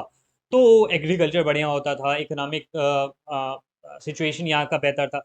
लेकिन होता क्या था कि यहाँ पर इकॉनमी तो बेहतर है, मतलब कि यहाँ पर कमाई तो बढ़िया हो रही है, लेकिन उस कमाई का दोहन कौन करे? एक्सप्लॉइटेशन, वेस्ट पाकिस्तान वाला सारा लेके चले जाते थे और इस पे एक नया पैसा नहीं खर्च करते थे। ठीक है, मतलब खाली इसका खून खून चूसा जा रहा था, मतलब यहाँ से इकोनॉमिक फ़ायदा ले लेके अपने देश का विकास कर रहे हैं, तो ऐसी चीज़ें हो रही थी। तो ये भी इनके मन में दिक्कत था। तो हो क्या रहा था, यहाँ पे बंगाली कल्चर का सेपरेशन हो रहा था, इनके ऊपर उर्दू लैंग्वेज का इम्पोज किया जा रहा था। जब पाकिस्तान का कॉन्स्टिट्यूशन बना ना, तो उसमें केवल उर्दू को ही नेशनल लैंग्वेज बना दिया गया। ये लोग डिमांड कर रहे थे कि भाई बंगाली को भी बनाओ ना, चलो उर्दू ठीक है मान लेते, तो बंगाली को भी साथ साथ बनाओ। ठीक है, लेकिन नहीं, तो केवल उर्दू ही बोलोगे। तो ये चीज़ है, इकोनॉमिक एक्सप्लॉयटेशन भी हो रहा था। तो इन कारण से यहाँ के लोग बड़े खफा थे और उन्होंने कई समय पर विद्रोह वगैरह भी किया था। और उस विद्रोह समय एक बड़े लीडर थे जो कि लीड कर रहे थे, जिनका नाम था शेख मुजीबुर रहमान, जिसको हम लोग बंधु भी कहते हैं। याद रखना आप लोग, इनको बंग बंधु भी कहा जाता है। एनीवे, शेख मुजीबुर रहमान ने एक पॉपुलर स्ट्रगल को लीड किया। वहाँ पे लोगों की जो विरोध प्रदर्शन था उसको लीड कर रहे थे। वहाँ की उनकी जो पॉलिटिकल पार्टी थी उसका नाम था अवामी लीग। ये भी आप याद रखना, शेख मुजीबुर रहमान की पॉलिटिकल पार्टी का नाम क्या था? अवामी लीग। वो लीड कर रहे थे इस पॉपुलर प्रोटेस्ट को। डिमांड क्या थे? भाई हमारे रीजन को ना ऑटोनॉमी दो। जैसे अगर आप अगर एग्जाम्पल से समझना चाहो तो जैसे भारत देश है ना, जिसमें कैसे जम्मू एंड कश्मीर को काफ़ी ज़्यादा ऑटोनॉमी दी गई थी प्रायर टू 2019। तो उसी प्रकार से वो लोग ये मांग रहे थे कि भाई ईस्टर्न इलाका है, हमें कुछ ऑटोनॉमी दी जाए ताकि हम अपने कल्चर को प्रोटेक्ट कर सकें, हमें लैंग्वेज को प्रोटेक्ट कर सकें, एंड हमारी जो आइडेंटिटी है उसको प्रोटेक्ट कर सके, उसको इंटरेस्ट को प्रोटेक्ट कर सके।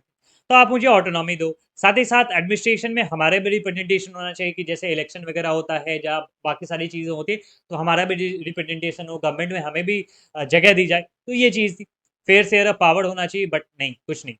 और उसमें एक बहुत बड़ा कैटलिस्ट का काम करता है 1970 का इलेक्शन। 1970 में पाकिस्तान में इलेक्शन हुआ। ध्यान से समझना इस चीज़ को, पाकिस्तान में इलेक्शन होगा तो पूरे पाकिस्तान में इलेक्शन होगा ना, चाहे वो वेस्ट पाकिस्तान हो, ईस्ट पाकिस्तान हो, दोनों तरफ इलेक्शन होगा। और उस इलेक्शन में आवामी लीग ने ईस्ट पाकिस्तान की सारी सीट जीत ली। ये भारत है ना, तो इस साइड में क्या है? ईस्ट पाकिस्तान। और इस साइड क्या है? वेस्ट पाकिस्तान।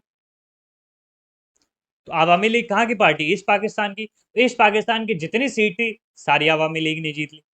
और पूरे देश के पार्लियामेंट के लिए अगर आप पूरा पाकिस्तान का पूरा लोगे ओवरऑल, तो उस देश के पार्लियामेंट में पूरी मेजोरिटी, मतलब उस देश के पार्लियामेंट की मेजोरिटी जो सीट थी वो शेख मुजीबुर रहमान की आवामी लीग की पार्टी ने जीत लिया।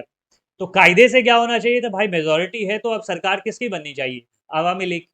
लेकिन नहीं, वेस्ट पाकिस्तान के लीडर्स को कभी ये मंजूर नहीं था कि कोई ईस्ट पाकिस्तानी बंदा यहाँ पर आकर सरकार बना ले पाकिस्तान में। उन्होंने क्या किया? इस रिजल्ट को मानने से मना कर दिया कि हम इस रिजल्ट को मानते ही नहीं है, शेख मुजीबुर रहमान सत्ता में आ ही नहीं सकता। उन्होंने शेख मुजीबुर रहमान को अरेस्ट करवा दिया, जेल भेज दिया गया। और साथ ही साथ वहाँ पर जो उस समय लीडर थे पाकिस्तान में, वेस्ट पाकिस्तान में, to be specific, general Yahya Khan, उन्होंने बंगाली पीपुल का जो ये मूवमेंट था उसको दबाने के लिए ऑर्डर दे दिया। मतलब लोग विरोध कर रहे थे ना, बंगाली लोग विरोध कर रहे थे, भाई इलेक्शन में जीते हम लोग तो हमारी सरकार बननी चाहिए ना, आप वो बनने नहीं दे रहे हो, ये क्या बात हुई? तो लोगों ने विरोध करना शुरू कर दिया, आवाज़ उठानी शुरू कर दिया। जनरल याया खान बोला कि take a chill pill guys, हम आपको दबा देंगे, ठीक है? आप लोग बड़े होशियार मत बनो, आपको हम बहुत बुरी तरह मारेंगे। और यही हुआ।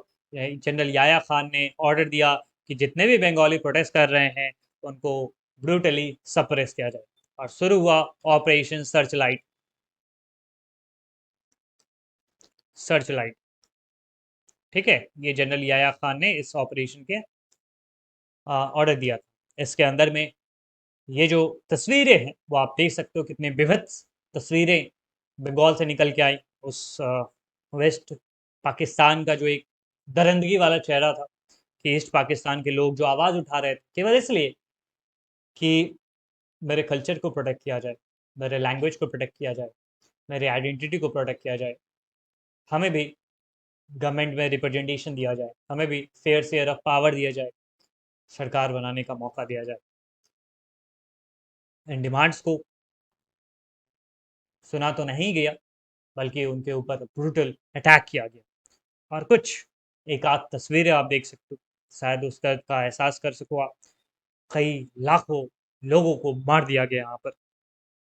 और इसमें इंडिया पर भी इफेक्ट पड़ा, क्योंकि इंडिया एक पड़ोसी मुल्क, तो बांग्लादेश से कई सारे लोग इंडिया माइग्रेट होके आने शुरू हो गए। यहाँ पर तस्वीर में देख सकते हो कि बांग्लादेश से काफ़ी सारे लाखों लोग, 80 लाख लोग के आसपास, करीब आप 1 करोड़ भी कह दो तो कोई वीज़ा नहीं होगा, बट 80 लाख लोग माइग्रेट होकर बांग्लादेश से इंडिया की तरफ आ गए। इससे फिर इंडिया के ऊपर काफ़ी ज़्यादा प्रेशर बना, क्योंकि इंडिया में पहले से ही स्थिति ठीक नहीं थी, इकोनॉमिक कंडीशन बेहतर नहीं था यहाँ पर। गरीबी पहले से है, खाना यहाँ पर खुद नहीं है, मानसून खराब चल रहा है। उस स्थिति में 80 लाख लोग, 80 लाख लोग, कई देशों की जनसंख्या उतनी नहीं होती है। उतने लोग अगर किसी एक मुल्क में आ जाए, किसी एक देश में आ जाए, तो एक बहुत बड़ी दिक्कतें आन पड़ेगी। इंडिया ने सोचा कि नहीं, अब तो हमें कुछ भी स्टेप लेना पड़ेगा। तो इंडिया ने जो ईस्ट पाकिस्तान के लोग थे उनको फाइनेंशियली और मिलिट्री हेल्प करना शुरू कर दिया। उनको पैसे वगैरह प्रोवाइड करे, अनाज प्रोवाइड किया।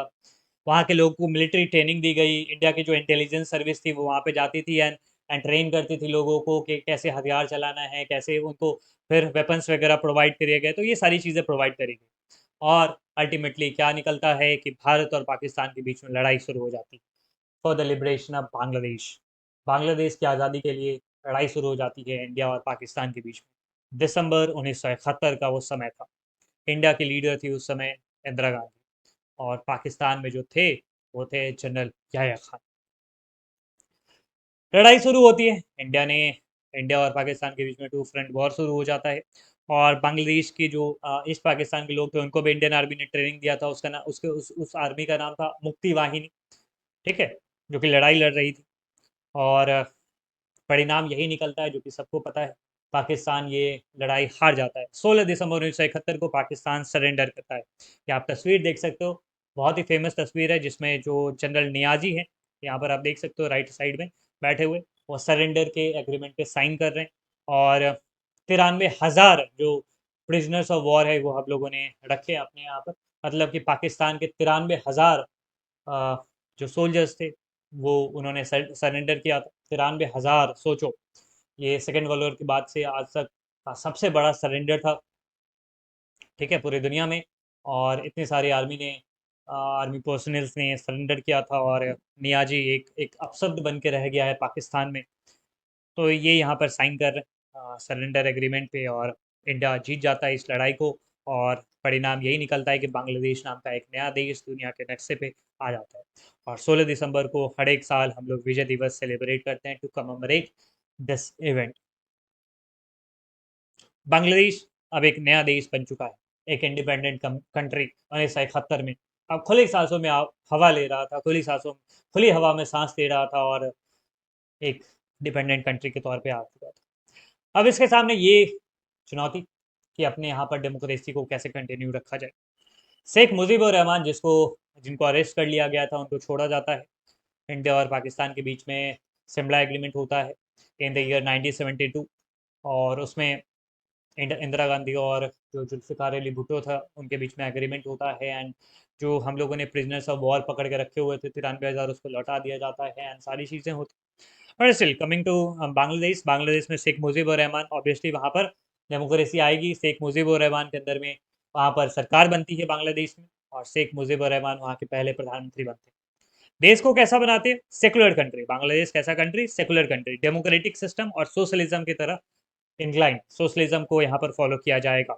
बट 1975 में शेख मुजीबुर रहमान ने कॉन्स्टिट्यूशन को अमेंड कर दिया, कॉन्स्टिट्यूशन को बदल दिया।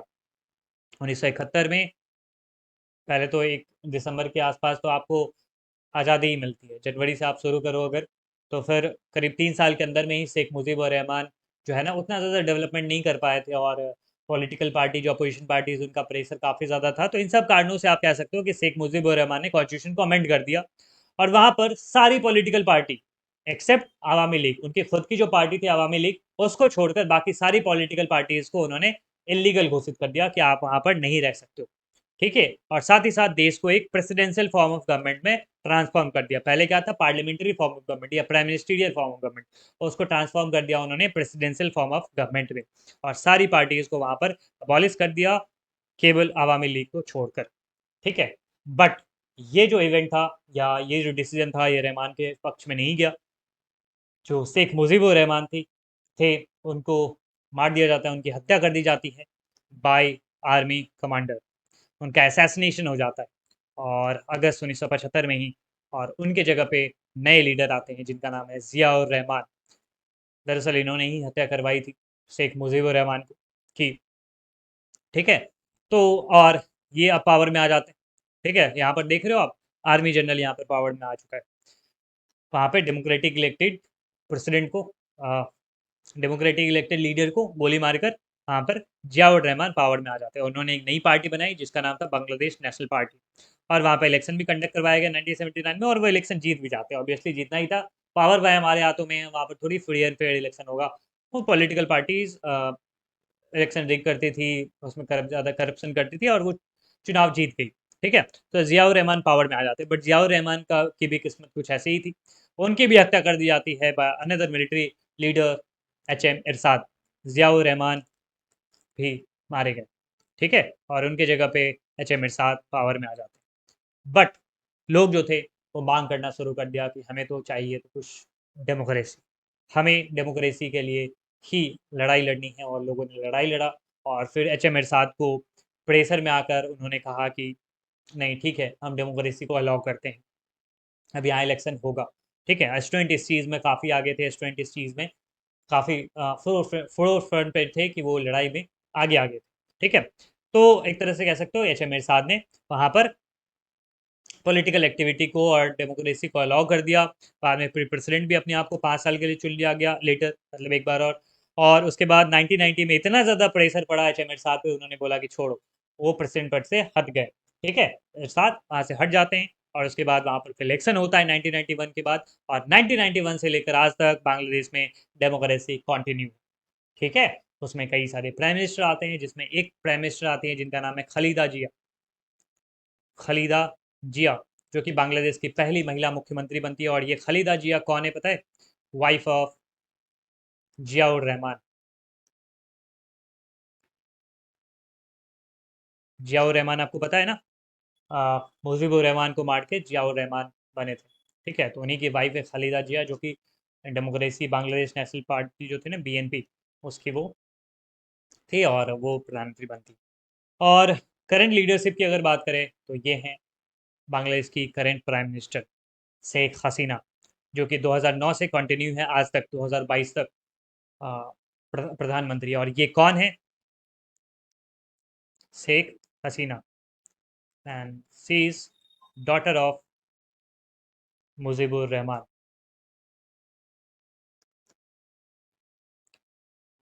ठीक है, बांग्लादेश के जो फादर ऑफ नेशन है मुजीबुर रहमान, जो फर्स्ट जो आप थे ना, आपने देखा था ना अवामी लीग के, तो उन्हीं की बेटी है शेख हसीना, तो उन्हीं की डॉटर है, राइट। हालांकि ये इससे पहले भी बनी थी, 2001 तक भी ये प्राइम मिनिस्टर रही थी, एक बार और रही थी, लेकिन बीच में फिर गैप आ गया था, और 2009 के बाद से ये आज तक कंटिन्यू है। तो ये अभी बांग्लादेश की लीडरशिप में अभी आप शेख हसीना को ही देखोगे, राइट। सो अब हम लोग देखते हैं monarchy and democracy in Nepal. Nepal के बारे में, हमारा पड़ोसी मुल्क, जिसमें जाने के लिए ना आपको पासपोर्ट की ज़रूरत होती है ना वीज़ा की, उसके बारे में हम लोग जान लेते हैं। नेपाल के बारे में आप देखो, नेपाल एक हिंदू किंगडम रहा है अगर आप पास्ट में देखोगे तो, और उसके बाद लंबे समय तक यहाँ पर कॉन्स्टिट्यूशनल मोनार्की रही है, मॉडर्न टाइम की बात करोगे तो। लेकिन यहाँ के जो लोग हैं वो हमेशा ये डिमांड करते थे कि हमें एक open and responsive system of government चाहिए। मतलब एक ऐसी गवर्नमेंट हो जो हमारे नीड को, हमारे इंटरेस्ट को हमेशा उस चीज़ को देखे और उनके लिए काम करे। तो हमेशा से लोगों की ये डिमांड रही है, पॉलिटिकल पार्टीज ये डिमांड करते रहे, लेकिन वहाँ पे जो किंग रहा, वहाँ पर जो राजा रहा, वो आर्मी की मदद से वहाँ पर रिस्ट्रिक्ट करके रखता था। जो डेमोक्रेसी है उसको बढ़ने नहीं देता था, उसके एक्सपेंशन को रोक रखा था उन्होंने, और गवर्नमेंट को कंट्रोल, मतलब किंग का वहाँ पर ज़्यादा कंट्रोल हुआ करता था, सारी चीज़ों में उसी की चलती थी, राइट। तो राजा का ही यहाँ पर सब कुछ सर्वोच्च स्थान हुआ करता था। बट 1990 में, यहाँ पर आप तस्वीर देख सकते हो, 1990 में वहाँ पर डिमांड हुई, और लोगों ने डिमांड किया कि हमें डेमोक्रेसी चाहिए, डेमोक्रेसी चाहिए। और उस समय के जो राजा थे, महाराजा बेर विक्रम साहब, उन्होंने डेमोक्रेसी को अलाउ कर दिया। उन्होंने कहा you can continue with democracy, but यहाँ पर जो डेमोक्रेसी रही बहुत कम समय के लिए, कुछ ही समय के लिए यहाँ पर डेमोक्रेसी रह पाई। और ऐसा सिलसिला चला, वापस से यहाँ पर मोनार्कियल सिस्टम आ गया, राजा के पास सारी पावर आ गई। लेकिन फिर भी एक 1990 का जो स्ट्रगल था काफ़ी इम्पॉर्टेंट है नेपाल के इतिहास में। कारण क्या थे कि इतने कम समय के लिए डेमोक्रेसी वहाँ पर सरवाइव कर पाई 1990 के स्ट्रगल के बाद? पहला कारण माओइस्ट मूवमेंट। यहाँ पर जो माओवादी है ना, उनका मूवमेंट काफ़ी ज़्यादा पावरफुल होता चला गया, स्ट्रांग होता चला गया। और माओइस्ट जो होते हैं, माओइस्ट मतलब क्या, जो माओ की आइडियोलॉजी पे बिलीव करते हैं। माओ मतलब माओ जेडोंग, जो चाइना का जो आपने देखा था ना कम्युनिस्ट रिवॉल्यूशन जिसने लीड किया था 1949 का, तो उसकी आइडियोलॉजी पे जो बिलीव करते हैं, ऐसे लोगों को माओवादी कहा जाता है, माओइस्ट कहा जाता है। तो इनका ना मेन एजेंडा क्या होता है, या किस तरह का इनका मॉडस ऑपरेंडी होता है, तो वो आर्म इंसर्केशन पे ज़्यादा बिलीव करते हैं कि मतलब हथियार लेकर वायलेंस के थ्रू हम राजा को उसके पावर से डिपोज करेंगे, और जो पावर है वो अपने हाथों में लेंगे, और फिर वर्कर्स एंड पीजेंट्स इन सब के लिए काम करेंगे। तो इसके कारण से आप देखोगे कि माओइस्ट गुरिल्लाज और जो राजा के फोर्सेस थे उनके बीच में लड़ाइयाँ शुरू होती, कई लंबे समय तक ये सब लड़ाइयाँ चलती रहती, और कुछ समय के लिए तो एक ट्रायंगुलर कन्फ्लिक्ट भी बन गया। एक तरफ माओइस्ट लोग थे, एक तरफ डेमोक्रेसी की मांग रखने वाले लोग थे, और एक तरफ मोनार्क था। समझ में आ रहा है? एक तरफ मोनार्क है और एक तरफ माओइस्ट लोग हैं जो कि वायलेंस के थ्रू पावर अपने पास लाना चाहते हैं, और एक तरफ डेमोक्रेट्स हैं जो कि डेमोक्रेसी चाह रहे हैं। तो एक ट्रायंगुलर कॉन्फ्लिक्ट भी देखने को मिला था नेपाल में कई समय तक। 2002 में जो किंग ज्ञानेंद्र है उसने जो पार्लियामेंट है उसको अबॉलिश कर दिया। मतलब 1990 में जो ये डेमोक्रेसी आई थी, लिमिटेड डेमोक्रेसी, वो केवल 2002 तक चल सकी, और 2002 में ये डेमोक्रेसी खत्म हो जाता है। जो भी लिमिटेड सेंस में डेमोक्रेसी था वहाँ पे पार्लियामेंट को अबॉलिश कर दिया जाता है, और वापस से मोनार्कल सिस्टम में नेपाल आ जाता है। बट 2006 2006 का साल ऐसा था, 2006 में फिर से डेमोक्रेसी प्रोटेस्ट होते हैं। राजा ने इस बार क्या किया कि हाउस ऑफ रिप्रेजेंटेटिव को, मतलब एक तरह से कह सकते हो ना, पार्लियामेंट को वापस से रीस्टोर करा। यहाँ पर आप देख सकते हो तस्वीर, फिर से लोग हैं वो आवाज़ उठाना उन्होंने शुरू कर दिया कि हमें डेमोक्रेसी चाहिए, और प्रो डेमोक्रेसी प्रोटेस्ट के प्रेशर में आकर राजा ने यहाँ पर डेमोक्रेसी को अलाउ कर दिया। और ये जो डेमोक्रेसी का प्रोटेस्ट था, ये लीड किया गया बाय 7 पार्टी अलायंस। 7 जो पॉलिटिकल पार्टीज थी नेपाल में, जैसे कम्युनिस्ट पार्टी थी, राइट, वहाँ पे डेमोक्रेटिक पार्टी थी नेपाल की, और जो बहुत सारी पार्टीज थी, उन सब ने मिलकर ये एक डेमोक्रेसी के लिए लड़ाई लड़ी थी, और इसका फ़ायदा भी मिला। राजा वहाँ पर अपना पावर छोड़ देता है, और वहाँ पर जो नई गवर्नमेंट बनती है उसमें गिरिजा प्रसाद कोइराला को अपॉइंट किया जाता है as a new prime minister. तो Girija Prasad Koirala, he is one of the he comes from one of the most influential family in Nepal, because Koirala खानदान नेपाल में बहुत ज़्यादा ही एक एक तरह से कह सकते हो कि इम्पोर्टेंट रोल उसने प्ले किया है। पुराने समय में जब राजा का शासन था उस समय में भी राजा के प्रधानमंत्री हुआ करते थे, एंड बहुत सारी चीज़ें रही हैं। तो कोइराला खानदान काफ़ी इंपॉर्टेंट है, और इन्हीं फैमिली से बिलोंग करती है बॉलीवुड की एक्ट्रेस मनीषा कोइराला। एनीवे, तो गिरिजा प्रसाद कोइराला को ये पे जो गवर्नमेंट बनी, नई गवर्नमेंट बनी, डेमोक्रेसी अब नेपाल में आ गया ना 2006 के मूवमेंट के बाद, तो उस गवर्नमेंट का जो मुखिया है वो गिरिजा प्रसाद कोइराला को बनाया गया। कॉन्स्टिट्यूंट असेंबली एस्टैब्लिश करी गई टू फ्रेम द कॉन्स्टिट्यूशन, की कॉन्स्टिट्यूशन मेरा बनेगा, लेकिन लंबे समय तक यहाँ पर कॉन्स्टिट्यूशन नहीं बन पाया। ठीक है, काफ़ी लंबा समय हो गया था। एंड लेकिन नेपाल के कुछ लोग ऐसे हैं ना जो कि ये चाहते थे कि अभी भी डेमोक्रेसी के साथ साथ मोनार्कल सिस्टम भी रहे, मतलब राजा का शासन अभी भी रहे। देखिए, उन लोगों को नॉस्टैल्जिया वाला फीलिंग था कि वो चाहते थे कि हमारे ज़माने में और इतनी सारी समय से तो नेपाल में मोनार्कल सिस्टम रहा है, तो अभी भी मोनार्की रहना चाहिए, लिमिटेड ही सही। वो लोग ये नहीं चाहते थे कि फुल मोनार्की रहे, वो चाहते थे कि लिमिटेड मोनार्की ही सही, लेकिन मोनार्की रहे। ठीक है, क्योंकि उनको लगता था कि नेपाल ना इससे अपने पास्ट से लिंकेज रख सकता है, अपने जो उनका पास्ट रहा है, उनके जो भूतकाल में चीज़ें हुई हैं, उनसे एक लिंकेज रख सकता है। तो वो लोग ना, कई सारे नेपाल में लोग ये सोचते हैं कि मोनार्की रहना चाहिए, लिमिटेड ही सही, लेकिन एक एक मोनार्कल सिस्टम रहना चाहिए वहाँ पर, नॉमिनल मोनार्की सिस्टम रहनी चाहिए।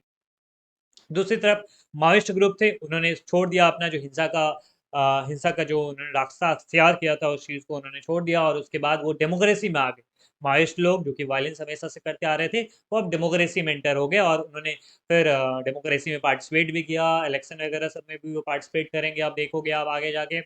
एंड इवन की नेपाल के प्रधानमंत्री भी बनते हैं माओइस्ट नेता जो थे एक ज़माने में, पुष्प कमल दहल प्रचंड, वो नेपाल के प्रधानमंत्री बने थे एक ज़माने में, माओइस्ट लीडर थे। तो ये चीज़ थी, और वो लोग हमेशा डिमांड करते थे कि कॉन्स्टिट्यूशन इस प्रकार से फ्रेम किया जाए जिसमें ना वर्कर्स, पीजेंट एंड जो लेबरर्स हैं उनके बेनिफिट के लिए काम हो। तो ये सारी चीज़ें चली, एंड उन लोगों में ना, कई सारे लोगों में ये भी रहता है कि इंडिया ना हमारे इंटरनल मैटर्स में काफ़ी ज़्यादा इंटरफेयर करता है, तो इंडिया के प्रति लोगों के मन में ना एक सस्पिशन की भावना रहती है इन सब देशों में। बट इवेंचुअली 2008 में नेपाल ने अपने यहाँ पर डेमोक्रेटिक रिपब्लिक को स्टैब्लिश कर दिया, मतलब यहाँ पर मोनार्कल सिस्टम को पूर्ण रूपेण खत्म कर दिया। अब राजा का शासन पूर्ण रूपेण नेपाल में खत्म हो गया 2008 में, और 2015 में जाके नेपाल ने नया कॉन्स्टिट्यूशन अडॉप्ट किया। काफ़ी लंबा समय लग गया नेपाल को अपना कॉन्स्टिट्यूशन फ्रेम करने में, और 2015 ही वो साल था जिस समय भूकंप वगैरह आया था नेपाल में, काफ़ी ज़्यादा त्रासदी हुई थी। एंड कई सारे आर्टिकल्स उस ज़माने में छपा करते थे, और हम लोग पढ़ते थे उस ज़माने में कि नेपाल में इतना लंबा समय क्यों लग रहा है, क्या क्या चीज़ें हो रही है। और कहीं ना कहीं एक तरह से कह सकते हो कि वो जो भूकंप की त्रासदी थी ना, उस समय लीडर्स को रियलाइज हुआ कि ऐसे क्रिटिकल सिचुएशन में भी हमारे पास एक संविधान नहीं है, हमारे पास एक पूरा सिस्टम नहीं है जिसके थ्रू हम चीज़ों को कर सके। बट स्टिल 2015 वो साल था जहाँ पे नेपाल का कॉन्स्टिट्यूशन एग्जिस्टेंस में आ गया। तो नेपाल एक डेमोक्रेटिक रिपब्लिक सिस्टम अडॉप्ट कर चुका है, वो वहाँ पर अपना संविधान भी बन चुका है। Now coming forward to next nation, next country, that is Sri Lanka. क्या आप भी क्लास 12 ह्यूमैनिटीज एंड आर्ट्स के स्टूडेंट हैं और सीयूटी 2022 और टर्म 2 को लेकर कंफ्यूज्ड हैं, तो there is no need to worry about anything because blade educatable has launched the most affordable and premium quality course on the planet, जिसमें आपको 5 डोमेन के सब्जेक्ट प्लस लैंग्वेज के 200 plus live lectures and recorded lectures मिलते हैं। अगर आपने live miss कर दिया तो रिकॉर्डेड देख सकते हो। तो 5 डोमेन सब्जेक्ट्स कौन कौन से हैं? तो history, political science, geography, sociology and economics. इसके साथ आप सबकी सुविधा के लिए हमने इसमें जनरल टेस्ट को भी शामिल किया है, जिसमें आपको quantitative aptitude, reasoning, GK, static and current affairs के 100 से ज़्यादा live classes plus recorded lectures मिलेंगे with the premium classroom material and worksheet, जिसको आप मेरे स्क्रीन के पीछे देख सकते हो। And all of this comes at a price of just 1499। सारी चीज़ें जो है केवल और केवल 1499 रुपये में अभी के लिए आपको मिल रही है। आपको क्या करना है, यहाँ से आप क्लिक करके डेमो लेक्चर्स देख सकते हैं क्लासेस के। And if you find the demo lectures helpful then please enrol yourself as soon as possible and you can also subscribe the channel blade educatable for the genuine contents on humanities. Thank you. Sri Lanka की बात करें, श्रीलंका 1948 में आज़ाद हुआ। यहाँ पर आप तस्वीर में श्रीलंका का मैप देख सकते हो। 1948 में ब्रिटिशर्स से ये आज़ाद हुआ। पुराने समय में जब ब्रिटिशर्स थे उन्होंने इसका नाम रखा हुआ था सीलोन, राइट। एंड इसकी जो कैपिटल है दैट इज श्री जयवर्धन पुड़ेकोट्टे। ये कोलंबो सिटी में ही आता है, उसी डिस्ट्रिक्ट में आता है। और हालांकि जो एडमिनिस्ट्रेटिव कैपिटल है, जो जहाँ से गवर्नमेंट चलती है, उस इलाके का नाम है, उस जगह का नाम है श्री जयवर्धन पुड़ेकोट्टे। ठीक है, अगर आपसे कोई पूछे कि श्रीलंका के एडमिनिस्ट्रेटिव कैपिटल कहाँ है, तो वो है श्री जयवर्धने पुड़ेकोट्टे। ठीक है, और अगर पूछे कि फाइनेंशियल कैपिटल कहाँ है, तो वो कोलंबो है, राइट। तो ये चीज़ आप याद रखना कि कैपिटल कहाँ है, श्री जयवर्धने पुड़ेकोट्टे। इतनी कॉन्फ्लिक्ट की बात करते हैं, हालांकि आपने क्लास 10th में एनसीईआरटी की बुक को रेफर किया होगा तो आपको पता होगा कि ये सारी चीज़ें हो रखी थी और आपने वहाँ पे पढ़ा होगा। देखो, एथनिक कॉन्फ्लिक्ट होता है। श्रीलंका की बात करें, देखो ध्यान से इस चीज़ को समझना। श्रीलंका की बात करें तो श्रीलंका में ना अ, कुछ एथनिक ग्रुप्स की वहाँ पर इस प्रकार से डिस्ट्रीब्यूशन है कि यहाँ पर सिन्हलीज लोग ज़्यादा हैं, वो मेजोरिटी में। सिन्हली मतलब सिन्हला एक लैंग्वेज है, तो वो बोलने वाले यहाँ पर लोग। उसके बाद श्रीलंकन तमिल है, देन इंडियन तमिल है एंड मुस्लिम्स है। तो ये चीज़ है। तो ये आप येलो में जो देख रहे हो ना, ये जो पूरा सेंट्रल इलाका है, ये सब सिन्हाला लोग हैं। और जो ये नॉर्थ का पार्ट है और ईस्ट का पार्ट है, ये सारा पूरा ईस्ट का पार्ट, यहाँ पर तमिलियंस लोग रहते हैं। ठीक है, मैं आपको थोड़ा सा एक हिस्ट्री बता देता हूँ कि क्या दिक्कतें यहाँ पर आई। देखो, जब ब्रिटिशर्स का शासन था ना, क्योंकि इंडिया में भी शासन था ब्रिटिशर्स का और श्रीलंका में भी शासन था ब्रिटिशर्स का, तो यहाँ से कई सारे लोग, इंडिया से कई सारे लोग श्रीलंका जाया करते थे। तमिल कम्युनिटी के लोग, तमिलनाडु से बगल में ही है ना, तो तमिल कम्युनिटी के लोग, कई सारे लोग श्रीलंका जाया करते थे कमाने के लिए और बाकी सारे कामों के लिए। तो क्योंकि वो थोड़ा सा ना, जो ज़्यादातर पढ़े लिखे और बिजनेस क्लास के थे, तो उन्होंने क्या किया कि धीरे धीरे श्रीलंका में अपना पूरा पोजीशन है ना, वो स्ट्रेंथन कर लिया। मतलब श्रीलंका में जाकर वहाँ पे जो तमिलियंस है ना, वो ज़्यादा पावरफुल होते चले गए। उनका इकोनॉमिक जो सिचुएशन था वो बेटर होता चला गया, वो इकोनॉमिकली ज़्यादा प्रॉस्परस होते चले गए। अब सिराला लोग हमेशा सोचते थे कि मेजोरिटी तो हमारी है, संख्या में तो हम लोग ज़्यादा है, लेकिन ये देखो तमिल लोग बहुत कम हैं, लेकिन ये लोग पावरफुल होते जा रहे हैं। इसके पीछे कारण भी था कि ब्रिटिशर्स जो थे ना, वो लोग तमिल्स को ज़्यादा सपोर्ट करते, क्योंकि पढ़े लिखे थे और उनको हेल्प मिलती थी गवर्नेंस में और गवर्न करने में। तो तमिलियंस को ज़्यादा सपोर्ट करते थे, तमिलियंस आगे बढ़ते चले गए।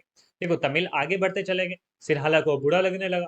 ठीक है, सिन्हाला है मेजोरिटी में, लेकिन उनको बुरा लगने लगा। एक बार जब अंग्रेज छोड़ कर गए, मतलब 1948 में जब अंग्रेज छोड़ कर चले गए, तो अब सिन्हाला बोले कि भाई अब तो हम तुम्हें नहीं छोड़ेंगे। तो सिन्हाला ने क्या किया कि अपने पोजीशन को और ज़्यादा मजबूत करा और वहाँ पे मेजॉरिटेरियन गवर्नमेंट बना लिया। मेजॉरिटेरियन मतलब वहाँ पे जो मेजॉरिटी है उसका शासन बना लिया। कि अब वहां पर हमारी ही चलेगी, केवल सिन्हाला कम्युनिटी की ही चलेगी, सिन्हाला हमारा ही जो लैंग्वेज है, that will be the official language, national language होगा श्रीलंका का। और उसकी जो रिलीजियस आइडेंटिटी है that is Tamil, sorry that is Buddhism, तो बुद्धिज्म ही इस देश का नेशनल रिलीजन होगा। तो ये चीज़ है। अब तमिल्स को इससे बुरा लगने लगा। तमिल्स को बुरा क्यों लगेगा? क्योंकि अब देखो, इतने सालों से तमिल्स बेटर पोजीशन में थे, अब सिन्हाला ने उनके ऊपर डोमिनेट करना शुरू कर दिया। अब सिन्हाला को अगर आप ऑफिशियल लैंग्वेज बना दोगे, नेशनल लैंग्वेज बना दोगे, तो जो तमिल लोग बोलने वाले लोग हैं उनका क्या हो? उनको एडमिशन नहीं मिलेगा स्कूल कॉलेजेस में, उनको जॉब में नहीं मिलेगा, क्योंकि उनको सिन्हाला बोलने नहीं आता है, तमिल है वो लोग। तो इस कंडीशन में तमिल्स लोग सपड़े सोने लगे, तमिल्स लोग को दबाया जाने लगा। ठीक है, कौन दबा रहे थे? सिन्हाला लोग। तो सिन्हाला मेजोरिटी में है, तो नंबर्स के पावर से वो लोग दबा रहे थे इस चीज़ को। लेकिन कब तक दबाएंगे? एक न एक दिन वो ज्वाला फटने वाली थी, और वो शुरू होता है 1983 में। वहाँ पर एथनिक कॉन्फ्लिक्ट अराइज हो जाते हैं, तमिल्स और सिन्हाला कम्युनिटी के बीच में वहाँ पर लड़ाई शुरू हो जाती है। और इसमें कई सारे अलग अलग ग्रुप से, मिलिटेंट ग्रुप से, जिसमें एक ग्रुप बहुत फेमस था जिसका नाम है LTTE, liberation tigers for Tamil Eelam. ठीक है, ये याद रखना, liberation tigers for Tamil Eelam. Eelam मतलब क्या होता है? स्टेट, मतलब कंट्री, मतलब वो एक अलग देश बनाना चाहते थे। मतलब उन्होंने क्या दिया कि भाई अगर तुम मुझे ऑटोनॉमी नहीं दोगे, हमारे कल्चर को सप्रेस करोगे, हमें दबाओगे, तो मुझे ये पार्ट ना काट कर मुझे एक अलग कंट्री बनाने दो।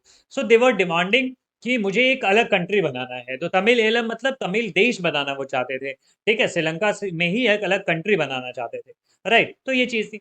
अब इससे इंडिया का क्या इसमें ताल्लुकात था? देखो, इंडिया पे भी प्रेशर पड़ रहा था। इंडिया पे क्या प्रेशर पड़ रहा था? क्योंकि इंडिया के कई सारे तमिल लोग वहां पर थे, और फैमिलीज बहुत सारी है ना वहाँ पर, इंडिया की फैमिली और तमिल्स की श्रीलंका में जो तमिलियंस हैं उनकी फैमिली काफ़ी ज़्यादा लिंकेज होती है। तो वो तमिल वाला जो इशू था ना, क्योंकि कहीं ना कहीं आप देखोगे कि जैसे मान लो कि पाकिस्तान में हिंदुओं के खिलाफ कुछ बुरा होता है, तो फिर इंडिया उसके खिलाफ आवाज़ उठाता है उस चीज़ की, क्योंकि एक तरह से वो लिंकेज वाली चीज़ हो जाती है ना। तो यहाँ पर भी जो श्रीलंका में तमिल्स के खिलाफ चीज़ें गलत हो रही है, तो इससे इंडिया के जो तमिल्स थे वो गुस्सा हो रहे हैं। भाई उन्हीं की तो फैमिली है, उन्हीं की एक्सटेंडेड फैमिली कहीं ना कहीं श्रीलंका में।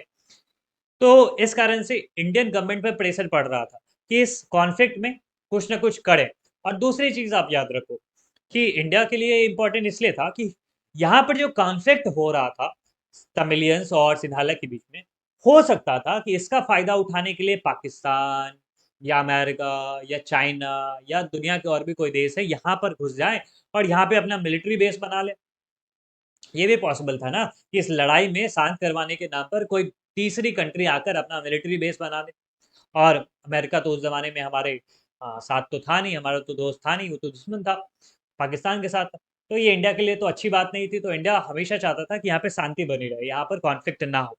तो इंडिया ने इस चीज़ में प्रोटेक्ट करने का, मतलब उस चीज़ में इंटरफेयर करने का फैसला लिया, और एक एग्रीमेंट साइन होता है जिसको हम लोग राजीव जयवर्धने एग्रीमेंट कहते हैं। इसको इंडो श्रीलंका एकॉर्ड भी कहते हैं, 1987 में साइन हुआ था। यहाँ पर आप राजीव गांधी को देख सकते हो, और श्रीलंका के प्रेसिडेंट JR जयवर्धने जो थे उनके बीच में एग्रीमेंट किया था। पहली चीज, एग्रीमेंट हुआ था। N autonomous unit comprising northern and eastern province would be constituted, मतलब एक ऑटोनोमस यूनिट बनाया जाएगा। यहाँ पर आप श्रीलंका का मैप देखोगे ना, जो मैं बता रहा था कि नॉर्थ पार्ट और ईस्टर्न पार्ट, तो उस एरिया में ना ऑटोनॉमस यूनिट बनाया जाएगा, वहां पर ऑटोनॉमी दी जाएगी उन इलाके के लोगों को। ठीक है, प्रोविंशियल इलेक्शन होंगे इंडियन ऑब्जर्वर्स के अंदर में। साथ ही साथ उन इलाकों में जो इमरजेंसी लगाया गया उसको हटा दिया जाएगा। सिन्हलीज के साथ साथ तमिल और इंग्लिश को भी वहां के ऑफिशियल लैंग्वेज बना दिया जाएगा। ठीक है, ये भी एक बहुत बड़ा इशू था। और साथ ही साथ IPKF, Indian peace keeping force, Indian peace keeping force, ये श्रीलंका जाएगी और वहां पर सिचुएशन को कंट्रोल करने की कोशिश करेगी। IPKF को वहां पर भेजा गया ताकि श्रीलंकन आर्मी और तमिल मिलिटेंट्स के बीच में, लिट्टे सब के बीच में जो लड़ाई चल रही थी, उस लड़ाई को शांत किया जाए। तो ये चीज़ होता है, मतलब इंडियन आर्मी जो है अब सीधा सीधा श्रीलंका में घुस चुकी थी। बट इसका कोई फायदा नहीं निकल के आता है। 1989 में इंडियन पीस कीपिंग फोर्स को वहां से वापस लौटना पड़ता है, क्योंकि देखो, इंडियन लोग ना हमेशा से, इंडियन गवर्नमेंट जो थी ना हमेशा से ही शुरुआती समय से ही तमिल्स को सपोर्ट कर रही थी। ठीक है, तमिलियंस को सपोर्ट कर रही थी, चाहे उसको फाइनेंशियली सपोर्ट करना हो, मिलिट्री तरीके से सपोर्ट करना हो, ये सारी चीज़ें। बट जब 1987 में इंडियन गवर्नमेंट ने वहाँ पर पीस कीपिंग फोर्स भेजा, इंडियन आर्मी को वहाँ पर भेजा, तो उसमें ना एलटीटी से कंसल्ट नहीं किया गया था, लिट्टे से कंसल्ट नहीं किया गया। भाई हुआ क्या, यहाँ पर श्रीलंका की गवर्नमेंट और इंडिया की गवर्नमेंट इन दोनों ने साइन कर लिया। एलटीटी इसमें एक बहुत बड़ा मुद्दा था, एलटीटी एक बहुत बड़ा ऑर्गेनाइजेशन था जिसको भी साथ में बैठ के तब ना एग्रीमेंट होना चाहिए था, इसको साथ में नहीं लिया गया। तो उन लोगों ने सोचा कि ये ना, और श्रीलंका के लोगों को भी ये लगा कि भारत कौन होता है हमारे देश के इंटरनल मैटर में इंटरफेयर करने वाला। ठीक है, तो लोगों के मन में ना एक इंडिया के प्रति एक गलत भावना चली गई, और इस कारण से फिर लोग और वहाँ के जो बहुत सारे अलग अलग मिलिटेंट ऑर्गेनाइजेशन थे उन्होंने इंडिया पे अटैक करना शुरू कर दिया, और इंडिया को वहाँ से फिर बैकआउट होना पड़ा।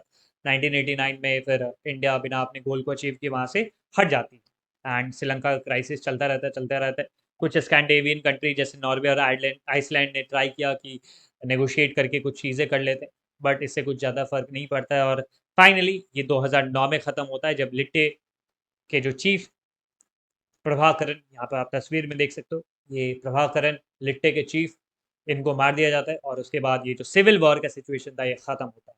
तो 1983 से ये पूरा सिचुएशन शुरू हुआ था, वो 2009 में प्रभाकरन के मरने के बाद और लिट्टे के ख़त्म होने के बाद ये सिचुएशन कंट्रोल में आता है। श्रीलंका में स्थिति कुछ सालों तक ऐसे ही रही, कुछ दशकों तक ऐसा ही रहा था। लेकिन इन सब के बावजूद श्रीलंका ने काफ़ी अच्छा ह्यूमन डेवलपमेंट किया। अगर आप साउथ एशियन कंट्री के देखोगे तो श्रीलंका बहुत बेहतर स्थिति में है। आपको पता होगा एचडीआई ह्यूमन डेवलपमेंट इंडेक्स की रैंकिंग देखना कभी, इंडिया 130 131 पोजीशन पे रहता है और श्रीलंका कितना आगे रहता है। ह्यूमन डेवलपमेंट काफ़ी अच्छा रहा है, इकोनॉमिक ग्रोथ भी काफ़ी अच्छी रही, and one of the first developing countries है पूरी दुनिया में जिसने अपने यहाँ पर पॉपुलेशन ग्रोथ रेट को कंट्रोल किया था।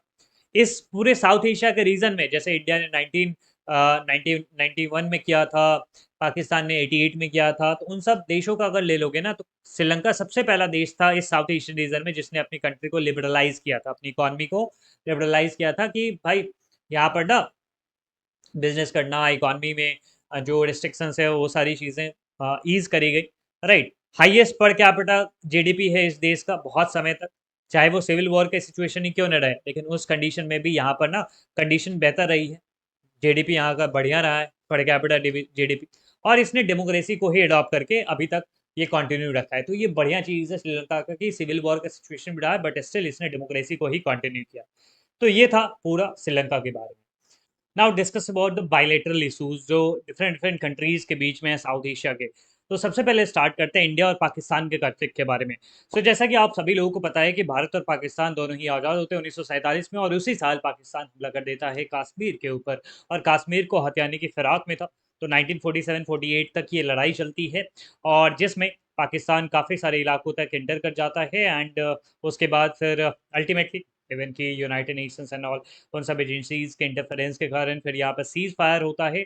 और ये जो लाइन आप देख रहे हो, ठीक है, ये लाइन बन जाती है सीज फायर लाइन। ठीक है, और इसी को बाद में जब शिमला एग्रीमेंट होता है 1972 में, तो इसी को फिर बाद में एलओसी कहा जाता है, लाइन ऑफ कंट्रोल कहा जाता है। तो यही लाइन है। तो यहाँ तक पाकिस्तान ऑक्यूपाइड कर लेता है, जिसको हम लोग ये ग्रीन वाला जो इलाका आप देख रहे हो that is known as Pakistan occupied Kashmir. Right, तो ये चीज़ है, तो मतलब लाइन ऑफ कंट्रोल से ये डिवाइड हो चुका है। ये जो कश्मीर का इलाका, हालांकि ये हमारा पूरा इलाका है, लेकिन पाकिस्तान ने इसको ऑक्यूपाई कर रहा है, तो this area is known as Pakistan occupied Kashmir. और ये जो लाइन है, ये जो बॉर्डर है, हालांकि इंटरनेशनल बॉर्डर तो नहीं है, इंटरनेशनल बॉर्डर तो हमारा ये रहा पूरा। ठीक है, बट इसको हम लोग पहले सीज फायर लाइन कहते थे, बट 1972 के शिमला एग्रीमेंट के बाद इसको एलओसी कहते हैं। तो एलओसी लाइन ऑफ कंट्रोल ये जाना जाता है। फिर एक और लड़ाई होती है, पहली लड़ाई तो हो गई 1947-48 में, दूसरी लड़ाई होती है 1965 में। अगेन पाकिस्तान और इंडिया के बीच में लड़ाई होती है। कश्मीर वाला मुद्दा इस बार भी नहीं सुलझता है, हालांकि कुछ और जगहों पे अटैक किए गए थे, जैसे जो गुजरात का रन ऑफ कच्छ वाला इलाका है, उन सब इलाकों में भी अटैक किया गया था। अगेन ये लड़ाई चलती है जिसमें आपको पता है कि लाल बहादुर शास्त्री हमारे देश के प्राइम मिनिस्टर होते हैं और पाकिस्तान के जो प्रेसिडेंट होते हैं दैट वाज। और फिर जब लड़ाई खत्म होती है, हम लोग दोबारा जीत जाते हैं इस लड़ाई को, और फिर ताशकंद में बुलाया जाता है, यूएसएसआर मीडिएट करने के लिए आता है। तो शास्त्री जी और अयूब खान वहाँ पर गए थे, ताशकंद एग्रीमेंट पर साइन किया गया था, और दुखद रूप से वहाँ पर शास्त्री जी का निधन हो जाता है वहीं पर। तो ये 1965 का वॉर है। फिर 1971 में जो ईस्ट पाकिस्तान वाला इलाका है जिसके बारे में हम लोगों ने देखा था बांग्लादेश के बारे में जब स्टडी कर रहे थे, तो ईस्ट पाकिस्तान वाले इलाके को फ्री करवाने के लिए दरअसल इंडिया और पाकिस्तान के बीच में लड़ाई हुई थी, जिसमें अगेन इंडिया जीत गया था। एंड उसके बाद जो मुद्दा है वो जो जो एग्रीमेंट है, बेसिकली सिमरा एग्रीमेंट के नाम से जाना जाता है, इंदिरा गांधी और उस समय के जो पाकिस्तान के लीडर थे, जो जुल्फिकार अली भुट्टो थे, उनके बीच में। तो ये सारी चीज़ें, तो मतलब ये बात हो रही है कि यहाँ पे कॉन्फ्लिक्ट कश्मीर के इशू चलते आ रहे हैं, चाहे वो 1947 का लड़ाई हो, 65 की लड़ाई हो, 71 की लड़ाई हो, आज तक कश्मीर का मुद्दा जो है वो सुलझ नहीं पाया है इंडिया और पाकिस्तान के बीच में। ठीक है, ये आप पूरा नक्शा देख सकते हो, जिसमें ये जो ग्रीन वाला इलाका है दैट इज गिलगित बाल्टिस्तान वाला जो इलाका है, और इधर वो जो इलाके हैं जिसको पाकिस्तान वाले आज़ाद कश्मीर कहते हैं, एंड बाकी सारी चीज़ें, बट वो इंडिया का ही कश्मीर वाला इलाका है। तो ये सब इलाके जो हैं ये सब पाकिस्तान ऑक्यूपाइड कश्मीर, राइट। और ऊपर जो आप इलाका दे रहे हो that that is Shaksgam valley. Shaksgam valley जो कि जिस पे पाकिस्तान ने कब्जा कर लिया था इलीगली, उसको 1973 में, बेसिकली 63 में, जब 62 में लड़ाई होती है इंडिया चाइना की, उसके नेक्स्ट ईयर 1963 में इसको चाइना को गिफ्ट दे दिया जाता है। तो ये सैंक्सगम वैली चाइना का पार्ट हो गया है, राइट। और यहाँ पर आप देखोगे तो दैट इज सियाचिन ग्लेशियर। आपको पता होगा कि दुनिया में सबसे जो हाईएस्ट ग्राउंड ऑफ बैटल है दैट इज सियाचिन ग्लेशियर। और इंडिया पे यहाँ पर इंडिया का ज़्यादा होल्ड है और हायर पोजीशन पे इंडिया है। बट ये सारी चीज़ें, वैसे आपको बता भी देता हूँ कि ये सारी चीज, ये जो लाइन है ना इसको हम लोग LAC कहते हैं, लाइन ऑफ एक्चुअल कंट्रोल। ठीक है, और ये चाइना के साथ लगता हुआ है बिकॉज चाइना ने इस एरिया को कैप्चर कर रखा है आफ्टर द 1962 वॉर। तो इस लाइन को हम लोग LAC कहते हैं, और ये जो लाइन है इसको हम लोग LOC कहते हैं, पाकिस्तान के साथ लगते हुआ है जो लाइन। तो ये पूरा है, इसके बारे में आपने समझ लिया। फिर एक और इशू है इंडिया और पाकिस्तान के बीच में that is sir creek line. दरअसल बाणगंगा का जो पूरा इलाका है उससे लगता हुआ है ये।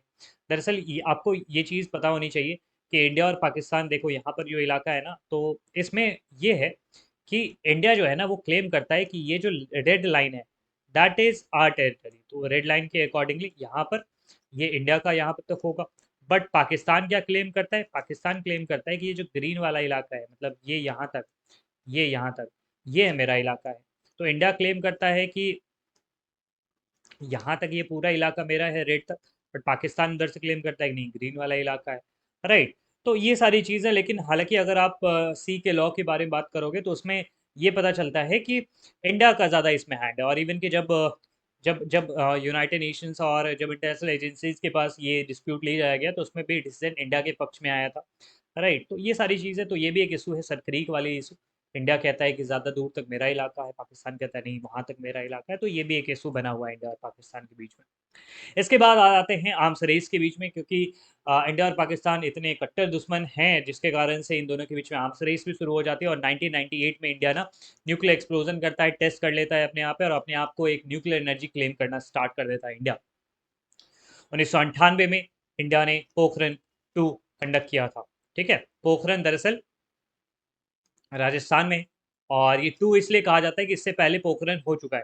ठीक है, पोखरण फर्स्ट ये 1974 में हुआ था under the prime ministership of Indira Gandhi. ठीक है, इंदिरा गांधी के प्राइम मिनिस्टरशिप में हुआ था। और उस समय जो इसका कोड नेम था पोखरण 1 का, वो था code name smiling Buddha, right. ये भी आप याद रख सकते हो, फैक्चुअल इंफॉर्मेशन, स्माइलिंग बुद्धा। और पोखरण 2 जो हुआ था इसका जो कोड नेम था वो था ऑपरेशन शक्ति। ठीक है, और प्राइम मिनिस्टर कौन थे? अटल बिहारी वाजपेयी। ठीक है, ये चीज़ है। और ये 1998 में हुआ था। अब देखो, अब आपको लगेगा कि सर पोखरण फर्स्ट तो हो रखा है, तो फिर इंडिया ने पोखरण 2 में जाकर क्यों क्लेम किया कि we are now nuclear state? तो इस चीज़ को ध्यान से समझो। जब पोखरण 1 किया गया ना 1974 में, उस समय इंडिया ने ये बोला कि हम लोग ना पीसफुल पर्पस के लिए न्यूक्लियर टेस्ट करा है हम लोगों ने। देखो, न्यूक्लियर एनर्जी का ना दो तरीके से यूज़ किया जा सकता है, एक तो आप पीसफुल पर्पस के लिए कर सकते हो, एक मिलिट्री पर्पस के लिए कर सकते हो। पीसफुल पर्पस के लिए क्या? तो जैसे आप इलेक्ट्रिसिटी प्रोड्यूस कर सकते हो उससे, या मेडिकल जो इलाज वाला होता है मुद्दा, उसमें आप कर सकते हो, कैंसर वगैरह को ट्रीट करने के लिए, रिसर्च पर्पस के लिए यूज़ कर सकते हो। तो वो सब जो होते हैं ना दैट इज जो सिविलियन यूज़ है उस न्यूक्लियर एनर्जी का। लेकिन मिलिट्री यूज़ क्या होता है, उससे आप बॉम्ब बना सकते हो, न्यूक्लियर बॉम्ब बना सकते हो, ये सारी चीज़ें। तो इंडिया ने फर्स्ट जो अपना एक्सप्लोजन किया था 1974 में, उसमें इंडिया ने ये क्लेम नहीं किया कि हम लोग एक न्यूक्लियर स्टेट बने गए हैं या हमने बॉम्ब बना लिया है। बट 1998 में तो उन्होंने सीना ठोक के कह दिया इंडिया ने कि now we are a nuclear state, अब हम लोग एक न्यूक्लियर स्टेट है। तो वो चीज़ है, तो हम लोग मानते हैं कि 1998 से इंडिया न्यूक्लियर स्टेट बना है। लेकिन पाकिस्तान में कहाँ कम है, उसने अगले ही कुछ ही दिनों बाद, एक दो हफ्तों के अंदर में, उसने भी चगाई हिल्स में अपना न्यूक्लियर टेस्ट कर लिया। मतलब कुछ हफ्ते बाद ही, मतलब 1 से 2 हफ्ते के अंदर में ही पाकिस्तान ने भी अपना न्यूक्लियर टेस्ट कर दिया और पाकिस्तान ने भी क्लेम कर लिया कि हम भी अब न्यूक्लियर पावर बन चुके हैं। ठीक है, तो इंडिया ने कहाँ किया, राजस्थान के पोखरण में, और पाकिस्तान ने कहाँ किया, चगाई हिल्स में, 1998 में, दोनों सेम मंथ में उन्होंने किया था।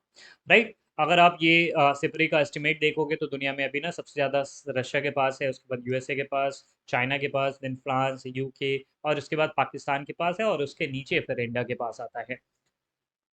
कारण भी है, पाकिस्तान के पास और क्या ही काम है, वो खाली अपने रिसोर्सेज का यूज़ करके बॉम्ब बना रहे हैं, न्यूक्लियर वेपन्स बना रहे। बट इंडिया एक रिस्पॉन्सिबल कंट्री है, उसके पास और भी काम होते हैं। एनीवे, ये चीज़ है। उसके बाद इसराइल का नंबर आता है, हालांकि इसराइल ऑफिशियली कभी उसने अनाउंस नहीं किया कि हम लोग एक न्यूक्लियर स्टेट है, बट स्टिल ये एस्टिमेट लगाया जाता है कि वहाँ पर 90 न्यूक्लियर वेपन्स होंगे, और नॉर्थ कोरिया के पास 40 से 50 न्यूक्लियर वेपन्स हैं। ये सिपरी का एस्टिमेट है। एनीवे, तो coming to India and Pakistan thing, तो इंडिया ने 1998 में किया था और पाकिस्तान ने उसी समय में किया था। ठीक। इशूज़ क्या-क्या है दोनों देशों के बीच में? देखो, दोनों देश के जो देश की जो गवर्नमेंट है वो एक दूसरे पे सस्पिशियस रहती है, एक दूसरे को बड़े शक की निगाहों से देखती रहती है। इंडियन गवर्नमेंट ब्लेम करती है पाकिस्तान को कि आप ना हमेशा वायलेंस फैलाते रहते हो, और करते भी है। पाकिस्तानी जो गवर्नमेंट है, पाकिस्तानी जो आर्मी है, वो कश्मीर में वायलेंस फैलाती रहती है। वहाँ पे वहाँ के टेररिस्ट हैं या एंटी सोशल एलिमेंट्स हैं, उनको फंड करती है, पैसे देती है, राइट, मिलिट्री वेपन्स प्रोवाइड करवाती है, उनको पत्थर फेंकने के लिए पैसे दिया जाता है। तो ये सारी चीज़ें हैं, मतलब वहाँ पे जो लोग हैं या यूथ है, उनको भड़का कर वो इंडियन गवर्नमेंट के खिलाफ वो लोग लड़ाई लड़ते हैं। सीधा सीधा तो लड़ाई लड़ने आते हैं तो हार ही जाते हैं। तो उन्होंने प्रॉक्सी वार का सहारा ले लिया है कि इनडायरेक्टली हम इंडिया पे अटैक करेंगे, कश्मीर के लोगों को और अलग अलग जगहों के लोगों को हम लोग फंड करेंगे और उनको इंडिया पे अटैक करने के लिए भेजेंगे। तो ये चीज़ है, उनको आर्म्स देते हैं, उनको ट्रेनिंग देते हैं, पैसा, प्रोटेक्शन, सारी चीज़ें देते हैं ताकि इंडिया में टेररिस्ट अटैक हो सके। आपने कई बार अटैक देखा होगा, 2003 में, 2008 में, जब अ, मुंबई पे अटैक किया गया तो उसमें भी पाकिस्तान से ही आए थे। जितना अटैक होता, चाहे वो उरी में हो, पठानकोट में हो, उन सब जगहों पे जब अटैक किया गया तो कहीं ना कहीं पाकिस्तान का ही हाथ था और उन्हीं के द्वारा फंडेड वो सब मिलिटेंट्स थे। राइट। तो ये सारी चीज़ें, फिर इंडियन गवर्नमेंट ये भी क्लेम करती है कि प्रो खालिस्तानी मूवमेंट को पाकिस्तान फंड करता है। खालिस्तान क्या है दरअसल, पंजाब वाले जो एरिया है ना, उसमें सिख लोगों के लिए एक, कुछ लोगों ने एक अलग देश की मांग करी थी, जिसमें भिंडरवाला एंड ऑल थे। वो लोग ना खलिस्तान मूवमेंट को स्टार्ट करा था उन्होंने, खलिस्तान मूवमेंट को वो लीड करते थे। इसमें डिमांड ये थी कि खलिस्तान नाम का एक अलग देश होगा। ठीक है, सिखों के लिए अलग देश होगा। मुस्लिमों के लिए एक अलग देश तो बन गया ना पाकिस्तान, सिखों के लिए अलग देश होगा, पंजाब में से काट कर हम लोग बनाएंगे। तो ये खालिस्तान मूवमेंट था। ठीक है, जिसके इंडिया हमेशा से विरोध करता है, और उसको, और बाकी सारे लोग भी उस चीज़ के सपोर्ट में हालाँकि नहीं है कि एक अलग देश बन जाए, बट स्टिल कुछ जो एक ग्रुपिंग है, वो ये चाहता है कि खालिस्तान नाम का देश बने, और पाकिस्तान तो इसी फिराक में लगा हुआ था कि इंडिया के और टुकड़े हों और टुकड़े हों। तो इस चक्कर में वो खालिस्तानी मूवमेंट को भी वो एड करता है, पैसे वगैरह देता है। साथ ही साथ उसके जो स्पाई एजेंसी आईएसआई, उस पर भी ये इल्ज़ाम लगता है कि वो इंडिया में ना, इंडिया के नॉर्थ ईस्ट वाला इलाका हो गया, नेपाल वाला इलाका हो गया, बांग्लादेश वाला इलाका, उससे इंडिया में अटैक करवाने की कोशिश करता रहता है, कुछ फंड वगैरह प्रोवाइड कर रहा है, वहाँ के लोगों को ट्रेनिंग दे रहा है, एंड बहुत सारी चीज़ें वहाँ पे चलाता आ रहा है। अब पाकिस्तान में कुछ तो रोना रोएगा, तो पाकिस्तान ये कहता है ना कि इंडियन गवर्नमेंट उसके इंटरनल मैटर में इंटरफेयर करती है, सिंध और बलूचिस्तान वाले जो इलाके हैं उसमें इंटरफेयर करके पाकिस्तान में अनरेस्ट फैलाती है। तो कुछ तो इल्ज़ाम लगाने के लिए चीज़ें चाहिए ना भाई, बेस वेस कुछ ना हो, मतलब सबूत कुछ ना हो, लेकिन फिर भी इल्ज़ाम तो लगाएंगे ना वो लोग, कुछ तो अपनी इमेज रहने देनी है। ठीक है, तो ये चीज़, तो इंडियन गवर्नमेंट फिजूल का वो लोग इल्ज़ाम लगाते रहते हैं कि उनके जो अलग अलग प्रोविंसेस हैं, सिंध और बलूचिस्तान, उस पर इंडियन गवर्नमेंट बहुत ज़्यादा प्रॉब्लम क्रिएट करती है। फिर एक इंडस वाटर ट्रीटी है, ये कब हुआ था, इसके बारे में आप फैक्चुअल डेटा याद रखो। 1960 में हुआ था। इसको ब्रोकर किसने किया था, ये मीडिएट किसने किया था, मीडिएटेड बाय वर्ल्ड बैंक। ठीक है, दरअसल आप इस चीज़ को समझो, इंडस वाटर ना, इंडस जो नदी है, सिंधु नदी है, वो इंडिया और पाकिस्तान दोनों के लिए काफ़ी इंपॉर्टेंट है। यहाँ पर आप देखोगे तिब्बत वाले इलाके से इंडस नदी निकल के आती है और इधर की तरफ जाती है, और उसके बाद फिर अलग अलग ट्रिब्यूटरीज में बट के और फाइनली पाकिस्तान चली जाती है, और पाकिस्तान में फिर अरेबियन सी में गिर जाती है। अगर ये इंडस रिवर ना हो ना, तो पाकिस्तान का बड़ा सारा इलाका सूख जाएगा। वहाँ पर ना एग्रीकल्चर हो पाएगी, लोगों को ना पानी मिल पाएगा, ना ही वहाँ के शहर जिंदा रह पाएंगे। ठीक है, तो इंडस वाटर पाकिस्तान के लिए काफ़ी इंपॉर्टेंट है। तो अब वाटर शेयरिंग जो होगा, क्योंकि पाकिस्तान जो है ना वो लोअर रिपराइन स्टेट है। ठीक है, ये हमारे यहाँ से इंडस वाटर जाती है वहाँ पर। ठीक है, हम लोग ऊंचाई पर है, यहाँ से गिरती है फिर पाकिस्तान की तरफ। तो पाकिस्तान को ये बड़ा डर था कि अगर मान लो कि इंडस रिवर पर इंडिया ना कुछ ब्लॉकेज लगा दे, कुछ डैम लगा दे, तो हम तो भाई तो प्यासे मर जाएंगे, हमारे यहाँ पे पानी ही नहीं उपलब्ध हो पाएगी। तो इस कारण से, इस एप्रीहेंशन के कारण फिर पाकिस्तान हाई हाई कर रहा था, और इस चीज़ में फिर वर्ल्ड बैंक मीडिएट करता है, और 1960 में जाकर ये एग्रीमेंट होता है जिसको हम लोग इंडस वाटर ट्रीटी के नाम से जानते हैं। तो इसमें आप ये एक चीज़ याद रखो, पाकिस्तान जो है ना उसको सीजीआई मिला हुआ है। सीजीआई मतलब चेनाब, झेलम और इंडस। इसका वाटर का जो मोस्ट ऑफ द पार्ट है वो पाकिस्तान यूज़ करेंगे। और इंडिया को क्या मिला? इंडिया को बाकी बचे हुए रिवर मिले, जैसे रावी, ब्यास और सतलज। ठीक है, ये 3 रिवर मिले पाकिस्तान को। कौन कौन? चेनाब, झेलम और इंडस। इसका ज़्यादातर पानी वो यूज़ करेंगे। ठीक है, तो ये एग्रीमेंट हुआ था इंडिया और पाकिस्तान के बीच में for the water sharing of Indus and it's tributaries. एक टाइमलाइन देख लेते हैं जिसमें कुछ इंपॉर्टेंट फैक्ट मैं आपको बता देता हूँ कि क्या क्या चीज़ें हुई है इंडिया और पाकिस्तान के बीच में। 1947 आपको पता है दोनों देश आज़ाद हुए हैं, और 47-48 के बीच में ही लड़ाई शुरू हो गई थी, और इंडिया और पाकिस्तान के बीच में लड़ाई हुआ, जिसमें पाकिस्तान के जो वहाँ की जो आर्मी थी, वहाँ की जो गवर्नमेंट है, उन्होंने लश्कर को भेजा था। ठीक है, कबीलाई लोगों को भेजा था, उनके ड्रेस में आर्मी वाले आते थे, और ऐसा लगे इंडिया को या दुनिया को कि हम अटैक नहीं कर रहे हैं, ये जो कबीलाई लोग हैं, ये जो यहाँ के लोग हैं, लोकल लोग, वो इंडिया पे अटैक कर रहे हैं, बट दरअसल वो पाकिस्तान के द्वारा ही अटैक था। फिर उसके बाद बहुत सारी चीज़ें होती है, जिसमें आपको फिर दिखेगा 1965 में इंडिया और पाकिस्तान के बीच में दोबारा दूसरी लड़ाई होती है। 66 में लाल बहादुर शास्त्री और अयूब खान के बीच में ताशकंद एग्रीमेंट होता है, ताशकंद में जाकर उज्बेकिस्तान जो आज देश है उसका कैपिटल है। 71 में फिर एक लड़ाई होती है इंडिया और पाकिस्तान के बीच में, इस बार बांग्लादेश के लिए था। ठीक है, 72 में जुल्फिकार अली भुट्टो और इंदिरा गांधी के बीच में शिमला एग्रीमेंट होता है। राइट, ये सारी चीज़ें। फिर उसके बाद आप देखोगे 1998 में यहाँ पर पोखरण करता है इंडिया, तो उसके बाद वो चगाई हिल्स में अपना अपना न्यूक्लियर एक्सप्लोजन वो कर लेते हैं। 1999 में अटल बिहारी वाजपेयी नवाज शरीफ से मिलने गए थे। राइट, तो ये बहुत बड़ी चीज़ थी कि भाई दोस्ताना माहौल बना सके, लेकिन फिर वहाँ पर चीज़ें होती नहीं हैं। 2007 में समझौता एक्सप्रेस पे अटैक होता है। ठीक है, फिर उसके बाद 2008 में आपको पता है मुंबई पे हमला हुआ था, Taj hotel and Oberoi and Nariman point, इस सब जगहों पे हमला हुआ था, इवन सीएसटी पर भी। राइट, उसके बाद 2016 में आपको पता है सर्जिकल स्ट्राइक किया गया था। ठीक है, क्योंकि वहाँ पर उड़ी में अटैक हुआ था बेसिकली। 2019 में फिर पठानकोट पर अटैक हुआ था, तो फिर इंडिया ने एयर स्ट्राइक किया था। तो ये कुछ इवेंट्स हैं जो कि पाकिस्तान के बारे में आपको याद रखना चाहिए। दूसरे नेबर्स के बारे में हम लोग देख लेते हैं। सबसे पहले बांग्लादेश के साथ इंडिया और बांग्लादेश के क्या क्या इशूज। देखो, मेन इशू तो यही है कि गंगा और ब्रह्मपुत्र की जो नदियां है ना, उसका वाटर शेयरिंग किस प्रकार से हो, ये बहुत बड़ा इशू है। देखो, गंगा नदी आपको पता है कि इधर से होते होते हिमालय से निकल के Uttarakhand and UP and Bihar और बंगाल होते होते फिर ये आगे बढ़ती है। और इसमें क्या होता है, गंगा नदी फिर जब पाकिस्तान सॉरी बांग्लादेश जाती है, यहाँ से इंडिया से बांग्लादेश जा रही है, तो बांग्लादेश में ना गंगा नदी को पद्मा नदी के नाम से जानते हैं, ये आप याद रखना। ठीक है, इंडिया में जिनको आप गंगा नदी कहते हो, बांग्लादेश में वो पद्मा नदी के नाम से जानी जाती है। ठीक है, और फिर ऊपर से ब्रह्मपुत्र नदी भी हमारे देश के आसाम और अरुणाचल वाले इलाके से होते हुए यहाँ पर आती है। तो यहाँ पर जो आप ब्रह्मपुत्र नदी आप मानते हो ना, वो बांग्लादेश में जमुना नदी के नाम से जानते हैं, जमुना। Right, not Yamuna, Jamuna. ठीक है, और जब ये दोनों मिल जाती है ना, पद्मा और जमुना, जहाँ से आप देखोगे यहाँ पे ब्रह्मपुत्र रिवर एंटर करी, वहाँ पे उसको जमुना नदी के नाम से जाना जाता है। और इधर से गंगा नदी भी आ रही है, और जब ये दोनों मीट कर जाते हैं, तो इसको जाना जाता है मेघना नदी के नाम से। बहुत ही जाइंट रिवर बन जाते हैं, क्योंकि ब्रह्मपुत्र अपने आप में बहुत बड़ी नदी है। तो ये पूरा फिर मेघना नदी यहाँ पर आती है, और फिर इस इधर बे ऑफ बंगाल में जाकर गिर जाती है, सुंदरबन डेल्टा बनाते हुए। एनीवे, सो ये जो रिवर वाटर है वो किस प्रकार से शेयर हो, इसके ऊपर काफ़ी ज़्यादा डिस्प्यूट चलते रहते हैं। इवन कि 1996 में, ठीक है, गंगा वाटर एग्रीमेंट भी हुआ था इंडिया और बांग्लादेश के बीच में।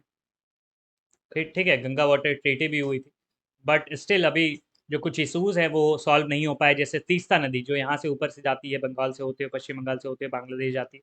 तीस्ता नदी का जो इशू है इंडिया और बांग्लादेश के बीच में, वो भी पूरी तरह से अभी तक सॉल्व नहीं हो पाया है, राइट। तो ये सारी चीज़ें, इवन फरक्का बराज वाला जो इशू था वो भी सॉल्व नहीं हो पाया। फरक्का बराज कहाँ है? फरक्का बराज ना दरअसल इंडिया के वेस्ट बंगाल इलाके, तो वहाँ से थोड़ा सा डेविएट होता है गंगा नदी वहाँ से, तो वहाँ पे इंडिया ने वहाँ पे बराज बनाया था, ठीक है। तो इस कारण से बांग्लादेश इस चीज़ पे इल्ज़ाम लगाता है कि भाई आपने वहाँ पे बराज बना दिया, जिसके कारण से आप हमारे यहाँ पर पानी नहीं आती है एंड ऑल।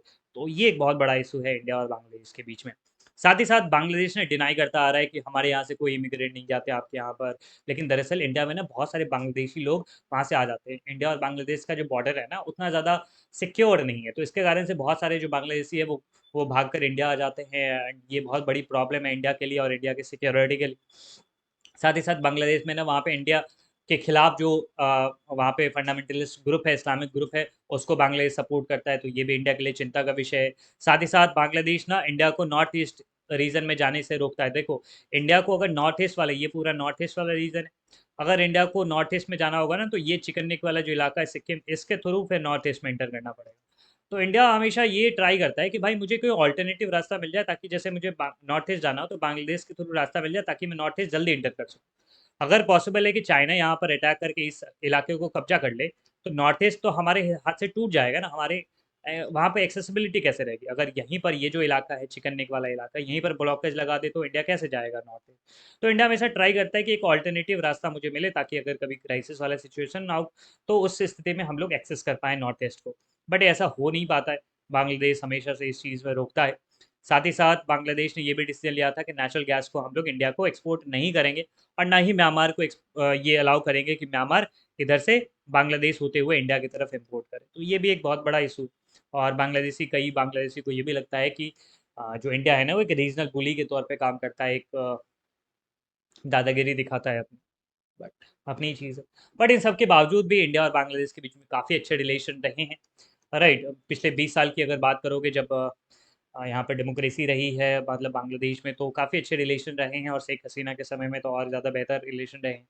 बांग्लादेश इंडिया के लुकिस्ट पॉलिसी और अभी के समय की एक्टिस्ट पॉलिसी का एक बॉन्डेड पार्ट रहा है। लुकिस्ट पॉलिसी आपको पता होगी, इंडिया की लुकिस्ट पॉलिसी दरअसल 1991 के समय की बात है, और ये पीवी नरसिम्हा राव जब भारत के प्रधानमंत्री थे, उन्होंने ये पॉलिसी लाया था, जिसमें जो साउथ ईस्ट के कंट्रीज़ हैं और जो ईस्ट एशिया के कंट्रीज़ हैं उनके साथ कोऑपरेट करने के लिए ये सारी चीज़ें थी, तो उसमें बांग्लादेश में इंपॉर्टेंट रोल प्ले करता है, बिकॉज बांग्लादेश ही इंपॉर्टेंट रोल प्ले करेगा, क्योंकि बांग्लादेश के थ्रू ही आप म्यांमार और उन सब देशों में फिर आप ज़्यादा बेहतर ढंग से एक्सेस कर पाओगे और कनेक्ट कर पाओगे। तो ये भी चीज़ है। तो लुकिस पॉलिसी का भी एक बहुत इंपॉर्टेंट पार्ट था, और एक्ट ईस्ट पॉलिसी जो कि 2014 में प्रधानमंत्री नरेंद्र मोदी के अंदर में ये लाया गया था, जिसमें इसको थोड़ा सा और कॉम्प्रिहेंसिव बनाया गया और ज़्यादा चीज़ें कई करी गई। एक्टिस्ट दरअसल ना लुकिस्ट का ही एक अपग्रेडेड वर्जन है। तो ये चीज़ें थी, तो उसमें भी बांग्लादेश एक इंपॉर्टेंट रोल प्ले करता है। फिर डिजास्टर मैनेजमेंट और एनवायरमेंटल इशूज़ पे भी दोनों देश का इंपॉर्टेंटली काम करते रहते हैं। 2015 में उन्होंने इनक्लेव्स को एक्सचेंज किया था। इनक्लेव्स क्या होते हैं इसको समझ लो। देखो, कई सारे इलाके ऐसे थे कि जैसे मान लो एक्स नाम का कंट्री है, ठीक है, एक्स नाम का कंट्री, उस कंट्री के अंदर में वाई देश है। सोच सकते हो, चारों तरफ से एक्स नाम का कंट्री, उसके अंदर में वाई नाम का कंट्री, और कहीं कहीं तो डबल इनक्लेव्स भी होते हैं, डबल लेयर, इस वाई के अंदर में फिर एक्स कंट्री। तो ऐसे भी चीज़ें होती थी। तो ये कंडीशन इंडिया और बांग्लादेश के बीच में कई सारे सालों से था। जैसे आप देख रहे हो, ये ग्रीन वाला इलाका बांग्लादेश का, और इसके अंदर एक छोटू सा ये रेड वाला इलाका है, दैट इज इंडिया। तो इसको तो भाई दिक्कत होगी ना। अब अभी इस इंडिया है, अब इसको अगर अपने इंडिया में जाना होगा तो इसको पहले बांग्लादेश से परमिशन लेनी पड़ेगी, वो पासपोर्ट वीज़ा एंड उसके बाद फिर इंडिया जाएगा। तो ये दिक्कत होती थी, कई सालों तक ये दिक्कत रहा। फिर अल्टीमेटली 2015 में भारत सरकार ने अपने कॉन्स्टिट्यूशन को अमेंड किया, और उस अमेंडमेंट के थ्रू जो हमारे जो इनक्लेव्स है उसको एक्सचेंज किया गया, जिसमें करीब 111 जो इनक्लेव्स थे वो इंडिया के टेरिटरी में थे, जिसको इंडिया ने बांग्लादेश को दे दिया, और 51 जो इनक्लेव्स थे उसको बांग्लादेश से इंडिया ले लिया। तो इस तरीके से एक्सचेंज किया गया था इंडिया और बांग्लादेश के बीच में। और ये कब हुआ था, ये भी आप याद रख सकते हो, 2015 में, by 100th constitutional amendment act, right. ये चीज़। नेपाल के बारे में हम लोग देख लेते हैं। इंडिया और नेपाल बहुत ही बेहतर रिलेशनशिप इनके बीच में है। दुनिया में बहुत कम देश हैं जिनके बीच में इस प्रकार का रिलेशन है। इसको हम लोग ना रोटी बेटी का रिश्ता कहते हैं, ठीक है, नेपाल और इंडिया के बीच में। रोटी इसलिए बिकॉज ना इकोनॉमिक रिलेशन की दरअसल बात है, क्योंकि इंडिया के कई सारे लोग नेपाल जाते हैं कमाने के लिए और वहाँ पर अपना जीवन व्यतीत करने के लिए। और वैसे ही नेपाल के कई सारे लोग इंडिया आते हैं और कमाते हैं और यहाँ पर उनके इकोनॉमिक इंटरेस्ट लाई करते हैं। बेटी का रिश्ता इसलिए क्योंकि ये सोशल लिंकेज भी है। आप सभी अगर इस बॉर्डर एरिया से बिलोंग करते होगे, नेपाल से सटे हुए इलाकों से, तो आप लोगों में से कई सारे लोग ऐसे होंगे जिनके फैमिली या आस पड़ोस के लोग में ऐसे लोग भी होंगे जिनका जो वैवाहिक संबंध है वो नेपाल के साथ होगा। ठीक है, नेपाल के परिवार के साथ होगा, तो दोनों देश में विवाह का संबंध होता है। अभी हाल ही में कुछ दिनों पहले ही हमारे ही पड़ोस में एक विवाह हुआ था, जिसमें भारत से जो बारात है वो नेपाल गई थी। और ऐसा चलता रहता है, ये सारी चीज़ें बहुत कॉमन है। तो दोनों देश के बीच में जो परिवार हैं उनके बीच में वैवाहिक संबंध भी बनते हैं। तो इस प्रकार का जो रिश्ता है दुनिया में आपको अनूठा देखने को मिलेगा, इंडिया और नेपाल के बीच में जैसा रिश्ता है। इंडिया और नेपाल के बीच में ट्रीटी हुई थी, treaty of peace and friendship. ये कब हुई थी? 1950 में। और इस ट्रीटी के अकॉर्डिंग ये डिसीजन लिया गया कि इंडिया और नेपाल के जो सिटीजन्स होंगे वो एक देश से दूसरे देश जा सकते हैं without the need of passport and visa. Right, तो बिना पासपोर्ट और वीज़ा के एक दूसरे देश में घूमने के लिए जा सकते हैं, काम के लिए जा सकते हैं एंड ऑल। तो ये चीज़ आप याद रखना, Indo Nepal treaty of peace and friendship ये 1950 में आया था। लेकिन कुछ टेंशंस भी है इंडिया और नेपाल के बीच में। ट्रेड रिलेटेड डिस्प्यूट होते रहते हैं कई बार। ठीक है, वहाँ के कंपनीज़ को, वहाँ की अथॉरिटीज़ को लगता है कि इंडिया की कंपनी वहाँ आकर पूरा डोमिनेट कर रही है। नेपाल ना बहुत ज़्यादा चाइना की तरफ इंक्लाइंड हो रही है। ठीक है, जब कम्युनिस्ट रूल था चाइना में, काफ़ी सालों तक जब कम्युनिस्ट लीडर वहाँ पर रहे हैं, तो उनका जो इंक्लाइनेशन है वो चाइना की तरफ ज़्यादा रहा है। ठीक है, वहाँ पर एंटी इंडियन एलिमेंट्स है, उसके खिलाफ चाइना एक्शन नहीं लेता है। और माओइस्ट ग्रुप तो ऑब्वियसली वो लोग चाइना के तरफ ज़्यादा इंक्लाइंड होते हैं और इंडिया के लिए वो थ्रेट का काम करते हैं। तो इंडिया के लिए थ्रेट है। इंडिया के जो नेपाल के जो नेबरिंग एरियाज़ हैं, जैसे बिहार, यूपी, उत्तराखंड वाले जो इलाके हैं, पश्चिम बंगाल वाले इलाके, उन सब इलाके में एक एक खतरा बना रहता है कि वहाँ से जो माओइस्ट लोग हैं वो इंडिया पे अटैक करेंगे या इंडिया पे जो एंटी सोशल एलिमेंट्स है उसको सपोर्ट करेंगे। ये सारी चीज़ है। नेपाल को दूसरी तरफ लगता है कि भाई इंडिया ना उनके इंटरनल मैटर में बहुत ज़्यादा इंटरफेयर करता है, बहुत ज़्यादा दखल अंदाजी करता है। तो ये सारी चीज़ें, साथ ही साथ वो ये कहता है कि भारत ने इस प्रकार से हाइड्रो इलेक्ट्रिसिटी प्रोडक्ट ये सारे लगाए हैं ताकि नेपाल को ना सी रूट मिले ही ना। भाई नेपाल के साथ ऐसा रिश्ता है ना कि नेपाल को हम लोगों ने अपना कलकत्ता पोर्ट दे रखा है। बेसिकली नेपाल एक लैंडलॉक कंट्री, यहाँ पर है नेपाल। तो नेपाल सी के थ्रू कैसे ट्रेड करेगा? तो हम लोग उनका अपना कलकत्ता पोर्ट भी उनको दे रखा है कि आपको जो भी ट्रेड करना होगा आप इसके थ्रू कर लेना। लेकिन फिर भी उन लोगों को लगता है कि हम लोग उसको रोकते हैं सी एक्सेस करने से, या इस प्रकार के प्रोजेक्ट हम लोग लगाए हैं जिससे नेपाल का फ़ायदा नहीं नुकसान होगा। बट स्टिल हम लोग का कोऑपरेशन है अलग अलग इशूज़ पे, ट्रेड पे, scientific cooperation, common natural resource, electricity generation और वाटर मैनेजमेंट ग्रीन में हम लोग कोऑपरेट करते हैं। और अभी के जो नेपाल के पीएम है, आपको पता होना चाहिए वो कौन है? वो शेर बहादुर देवबा। शेर बहादुर देवबा। ठीक है। और जो प्रेसिडेंट है वो कौन है? वो है विद्या देवी भंडारी। विद्या देवी भंडारी। राइट, तो आप याद रख सकते हो ये कुछ करंट लीडरशिप वहाँ की कौन है। ये आप तस्वीर में जो देख रहे हो प्रधानमंत्री नरेंद्र मोदी और शेर बहादुर देवा है। Now India and Sri Lanka. India और श्रीलंका के बारे में हम लोग जान लेते हैं। इंडिया और श्रीलंका के बारे में अगर आप बात करोगे तो उसमें सबसे मेन जो मुद्दा आता है दैट इज एथनिक कन्फ्लिक्ट जो श्रीलंका में चला था। सिविल वॉर का पूरा दौर चला था 1983 से लेकर। तो उसमें इंडिया के काफ़ी ज़्यादा इंपॉर्टेंट इंटरेस्ट थे, बिकॉज मैंने आपको उस समय भी बताया था कि अगर वहाँ पर पीस नहीं रहेगा तो पॉसिबल है कि कोई तीसरी कंट्री वहाँ पर आकर अपना मिलिट्री बेस बना दे, और ये इंडिया के इंटरेस्ट के लिए तो बेहतर नहीं होगा। दूसरी चीज़ कि वहाँ पे जो तमिलियंस हैं उसके खिलाफ जो चीज़ें वहाँ पर हो रही थी, श्रीलंकन गवर्नमेंट कर रही थी, तो ये इंडियन तमिल्स भी प्रेशर डाल रहे थे इंडियन गवर्नमेंट पे कि भाई आप भी कुछ करो, वहाँ पे तमिल्स का कुछ तो आप करो। इस कारण से राजीव गांधी और जयवर्धने के बीच में एकॉर्ड हुआ था, जिसके बाद फिर इंडियन पीस कीपिंग फोर्स वहाँ पर गई थी।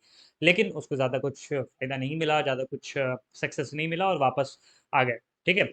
इंडिया ने फ्री ट्रेड एग्रीमेंट भी साइन कर रखा है श्रीलंका के बीच में। और साथ ही साथ 2004 में जब वहाँ पे सुनामी आया था, 2004 में बहुत ख़राब सुनामी आई थी।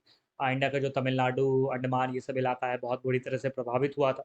उसमें श्रीलंका भी प्रभावित हुआ था और इंडिया ने फिर काफ़ी ज़्यादा मदद करी, काफ़ी ज़्यादा पैसे वगैरह दिए थे ताकि रिकन्स्ट्रक्ट कर सको। वही अगर बात करते हैं इंडिया और भूटान के बारे में, कोई बड़ा कॉन्फ्लिक्ट नहीं है इंडिया और भूटान के बीच में। इन्होंने treaty of friendship and cooperation sign कर रखा है 1949। और इस ट्रीटी के द्वारा ये सारी चीज़ें, इवन कि इसका जो आर्टिकल 2 था उसमें ये भी चीज़ें लिखी हुई थी कि भूटान का जो पूरा फॉरेन वाला मैटर होगा ना वो इंडिया ही देखेगी, इंडिया से कंसल्ट करके वो सारी चीज़ें करेंगे। ठीक है, हालांकि फिर 2007 में भूटान गवर्नमेंट कहती है नहीं नहीं ये तो थोड़ा सा गलत है, तो फिर वो जाकर चेंज किया जाता है। Now they can take their own decisions, but still वो आर्म्स वगैरह सबको एक्सपोर्ट वगैरह नहीं कर सकते उन देशों को जिनका है।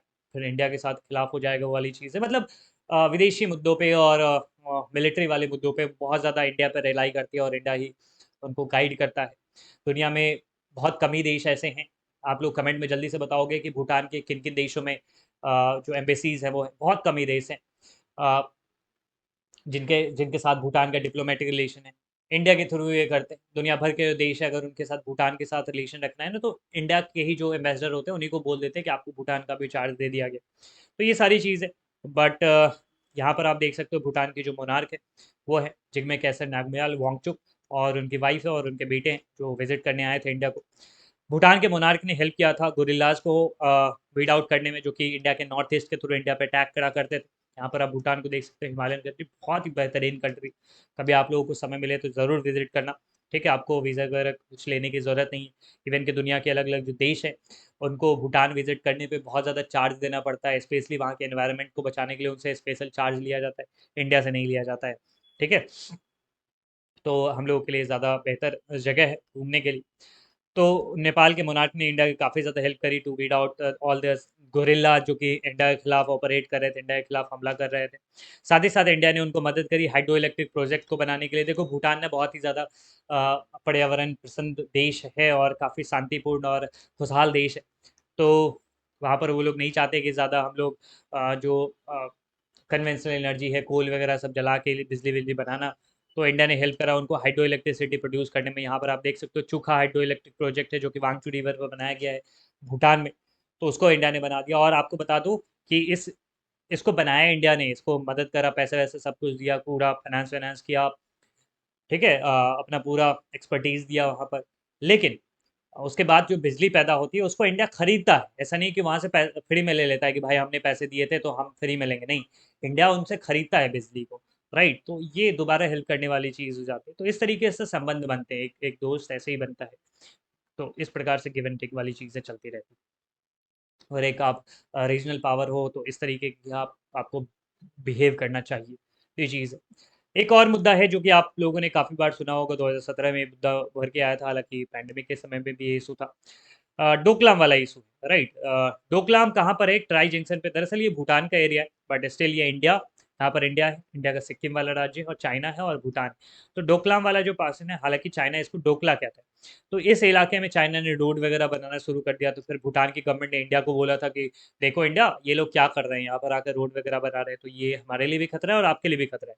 क्योंकि मैंने अभी बताया ना कि ये चिकन नेक वाला इलाका, अगर आप मैप देखोगे ना, तो अगर सिक्किम वाला ये इलाका काट देना, तो फिर इंडिया को नॉर्थ ईस्ट में एक्सेस करने में मुश्किल हो। ठीक है, तो ये इलाका इंडिया के लिए स्ट्रेटेजिकली काफ़ी इंपॉर्टेंट था, तो फिर इंडिया वहाँ पर जाती है और कई दिनों तक स्टैंड ऑफ रहता है इंडियन आर्मी और चाइनीज़ आर्मी के बीच में। बाद में ये मुद्दा सुलझा लिया जाता है। तो ये सब चीज़ें हैं जो कि आपको पता होना चाहिए कि डोकलाम कहाँ है। अब बात कर लेते हैं हम इंडिया और मालदीव्स के बीच में। इंडिया मालदीव्स के साथ जो टाई रहा है वो वार्म कोर्डियल ही रहा है, मेजरली अगर आप कहोगे तो। एक बहुत बड़ा इशू जब मालदीव्स के साथ रिलेशन पढ़ते हो इंडिया का, तो उसमें एक बहुत बड़ा इशू आता है 1988 का। नवंबर 1988 में क्या हुआ था कि देखो, मालदीव्स है, जैसे ये है इंडिया और यहाँ पर मालदीव्स है, एक नीचे में देखोगे तो ये पे मालदीव्स है और यहाँ पर श्रीलंका है। ठीक है, तो मालदीव्स में ना एक मालदीव्स का एक बिजनेसमैन था। ठीक है, एक पावरफुल आदमी था जो कि श्रीलंका में जिसका फार्म वगैरह था, बिजनेस वगैरह था। तो श्रीलंका में जो एक तमिल मर्सनरीज थे ना, पीएलओटी, पीएलओटी मतलब जो वहां पर एक जैसे लिट्टे था ना, ठीक है, लिबरेशन टाइगर ऑफ तमिल करके एक था ना ग्रुप, जो कि वहां पर सिविल वॉर में इन्वॉल्व था। वैसे ही एक पीएलओटी करके भी एक ऑर्गेनाइजेशन थी, people's liberation organisation for Tamil. ठीक है, तो उसका हेल्प करके, उसकी हेल्प लेकर इस बिजनेसमैन ने क्या किया, अब्दुल्ला लतीफ़ी ने, उसने क्या किया कि मालदीव्स में कू कर देते हैं। ठीक है, मालदीव्स में जो पावर में है अभी अब्दुल गयूम, उसको हटा देते हैं। समझो इस चीज़ को। मालदीव्स में सरकार किसकी? मालदीव्स में प्रेसिडेंट अब्दुल गयूम की सरकार है, वो राष्ट्रपति हैं। ठीक है, उसको हटाना चाहता था एक पावरफुल बिजनेसमैन। ठीक है, तो उसने क्या किया कि तमिल जो ग्रुप है, मिलिटेंट ग्रुप, उसका हेल्प लिया और उसके बाद अटैक करवा दिया मालदीव्स पे, ताकि मालदीव्स के प्रेसिडेंट को हटाया जा सके। ठीक है, अब्दुल गयूम की सरकार को हटाया जा सके और उसकी जगह पे गद्दी पर वो अपने लोगों को बिठा सके। अब इस स्थिति में मालदीव्स की सरकार को डर लग गया। अब उन्होंने दुनिया भर से मदद मांगी। तो दुनिया भर से मदद मिलती देर होती बात अलग है। इंडियन गवर्नमेंट ने सबसे तेजी से यहाँ पर रिएक्ट करा और इंडियन एयरफोर्स तुरंत वहाँ से रवाना होती है उसी रात। और फिर वहाँ पर जाके जो मालदीव्स की कैपिटल है माले, वहाँ पर प्रेसिडेंट का जो पूरा हाउस था एंड उसको प्रोटेक्ट करने वाली चीज़ होती है। और कई सारे लोगों को पकड़ लिया जाता है और फिर इस कू को रोक दिया जाता है। तो इंडिया और मालदीव्स के बीच में जब रिलेशन पड़ते हैं तो उसमें ये बहुत बड़ा इवेंट पढ़ा जाता है, जिसमें किस प्रकार से इंडियन एयरफोर्स बहुत स्विफ्टली मूव करती है और मालदीव्स में इस मिशन को सक्सेसफुल बनाती है। और इस ऑपरेशन का नाम था ऑपरेशन कैक्टस, जिसके थ्रू वहाँ पर डेमोक्रेसी को बचाया जा सके पूरी दुनिया में। चाहे वो ब्रिटेन की प्राइम मिनिस्टर मार्garet थैचर हो या फिर अमेरिका के राष्ट्रपति हो, उन सब ने इंडिया की तारीफ करी थी कि भगवान इंडिया का भला करे, जिसने इतनी तेजी से कड़ी एक्शन लिया और इतनी तेजी से रिएक्ट करा और वहाँ पर डेमोक्रेसी को बचा लिया। राइट। साथ ही साथ इस आइलैंड के economic development and tourism fisheries के लिए भी इंडिया काफ़ी ज़्यादा कंट्रीब्यूट करता है। ठीक है, काफ़ी मदद करा है उन्होंने इंडिया ने मालदीव्स को डेवलप करने में। तो ये सारी चीज़ें, कंक्लूजन तो यही निकलता है कि जो छोटे छोटे यहाँ के कंट्रीज है ना, बहुत छोटे छोटे कंट्रीज, वो हमेशा ना इंडिया के इंटेंशंस के प्रति सस्पिशियस रहते हैं। एक एक एक दरअसल एक चीज होती है, बिग ब्रदर सिंड्रोम। ठीक है, एक आदमी ना बहुत, अगर मान लो कि सिक्स पैक वाला आदमी है, बहुत लंबा चौड़ा 7 फुट का आदमी है ना, तो भले वो दिल का कितना भी अच्छा हो, लेकिन ना बाकी लोगों को ना डर लग जाता है। तो वही वाली चीज़ है, छोटे छोटे कंट्रीज डरते हैं इंडिया से। इंडिया चले भाई बहुत बढ़िया है, दिल से बहुत बढ़िया है, सबका भला चाहता है, कभी किसी का बुरा नहीं चाहता है। बट स्टिल जो छोटे कंट्रीज है उनको लगता है कि ये बहुत गलत है, ये बुली है, रीजनल बुली है, ये अपनी हेकड़ी दिखाता है, दादागिरी दिखाता है। तो ये भी चीज़ है, उनको लगता है कि रीजनली डोमिनेटिंग पावर है ये। ठीक है।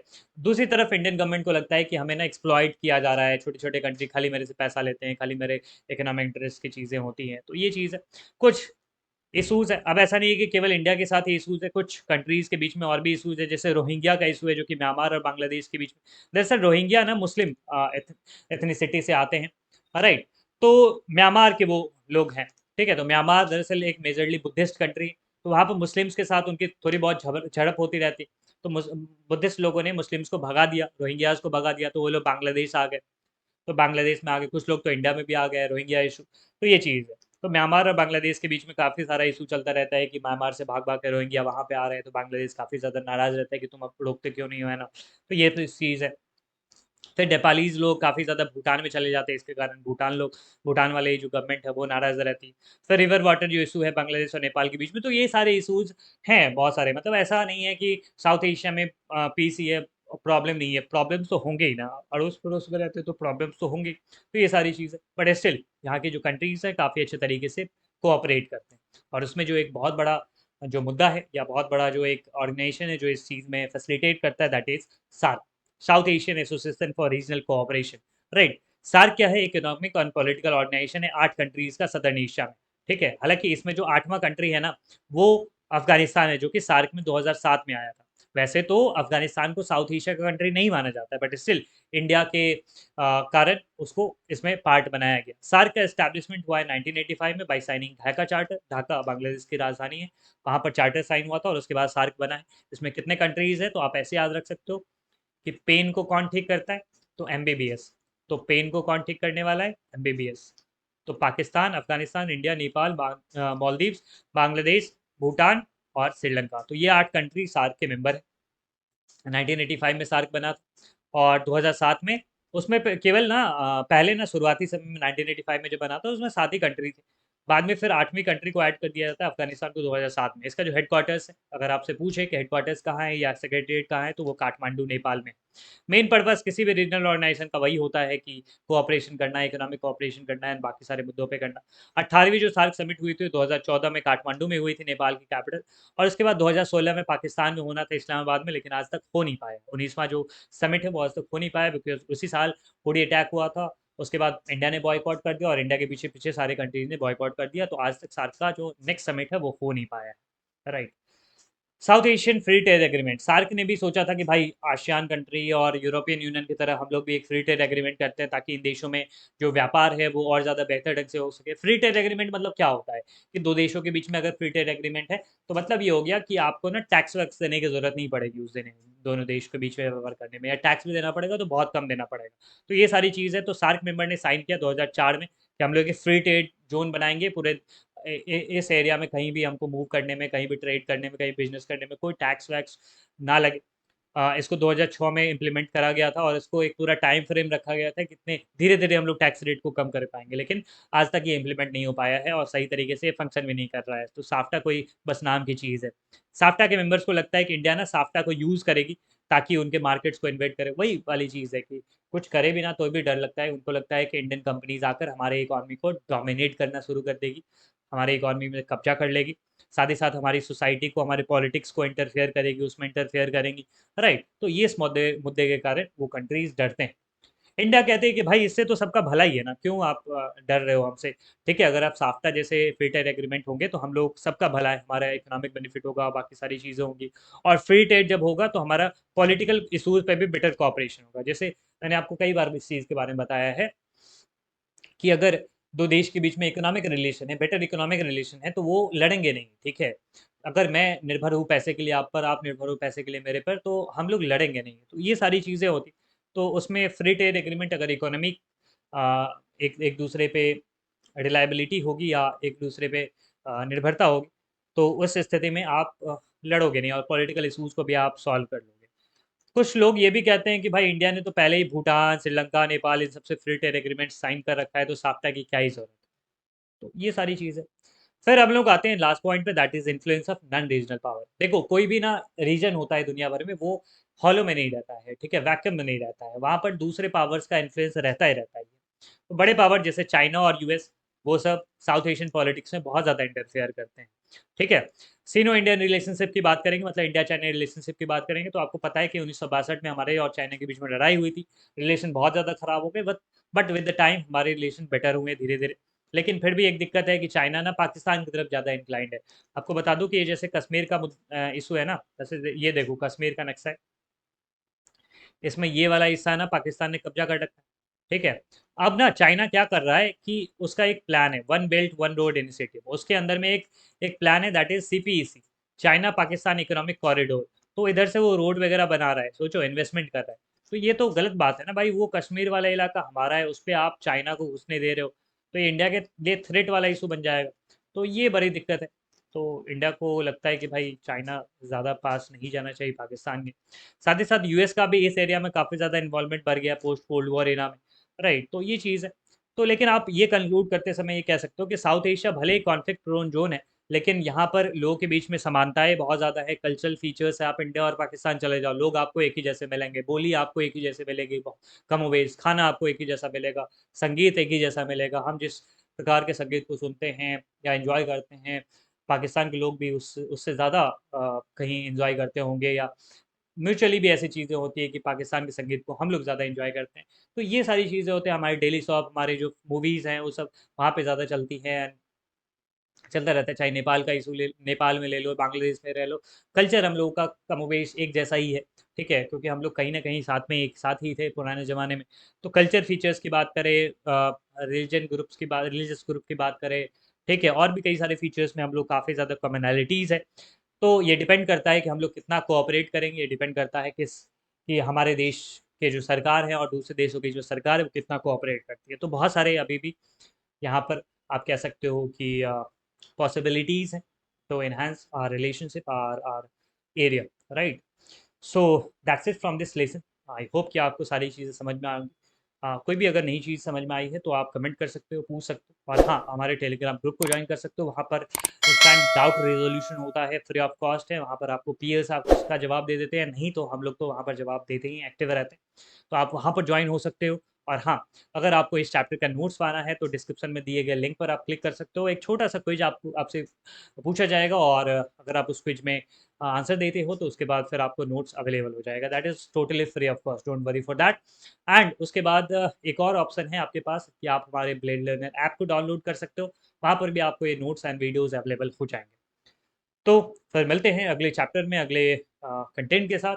तब तक अपना बहुत ख्याल रखिए, पढ़ते रहिए and stay tune with us. Thank you so much.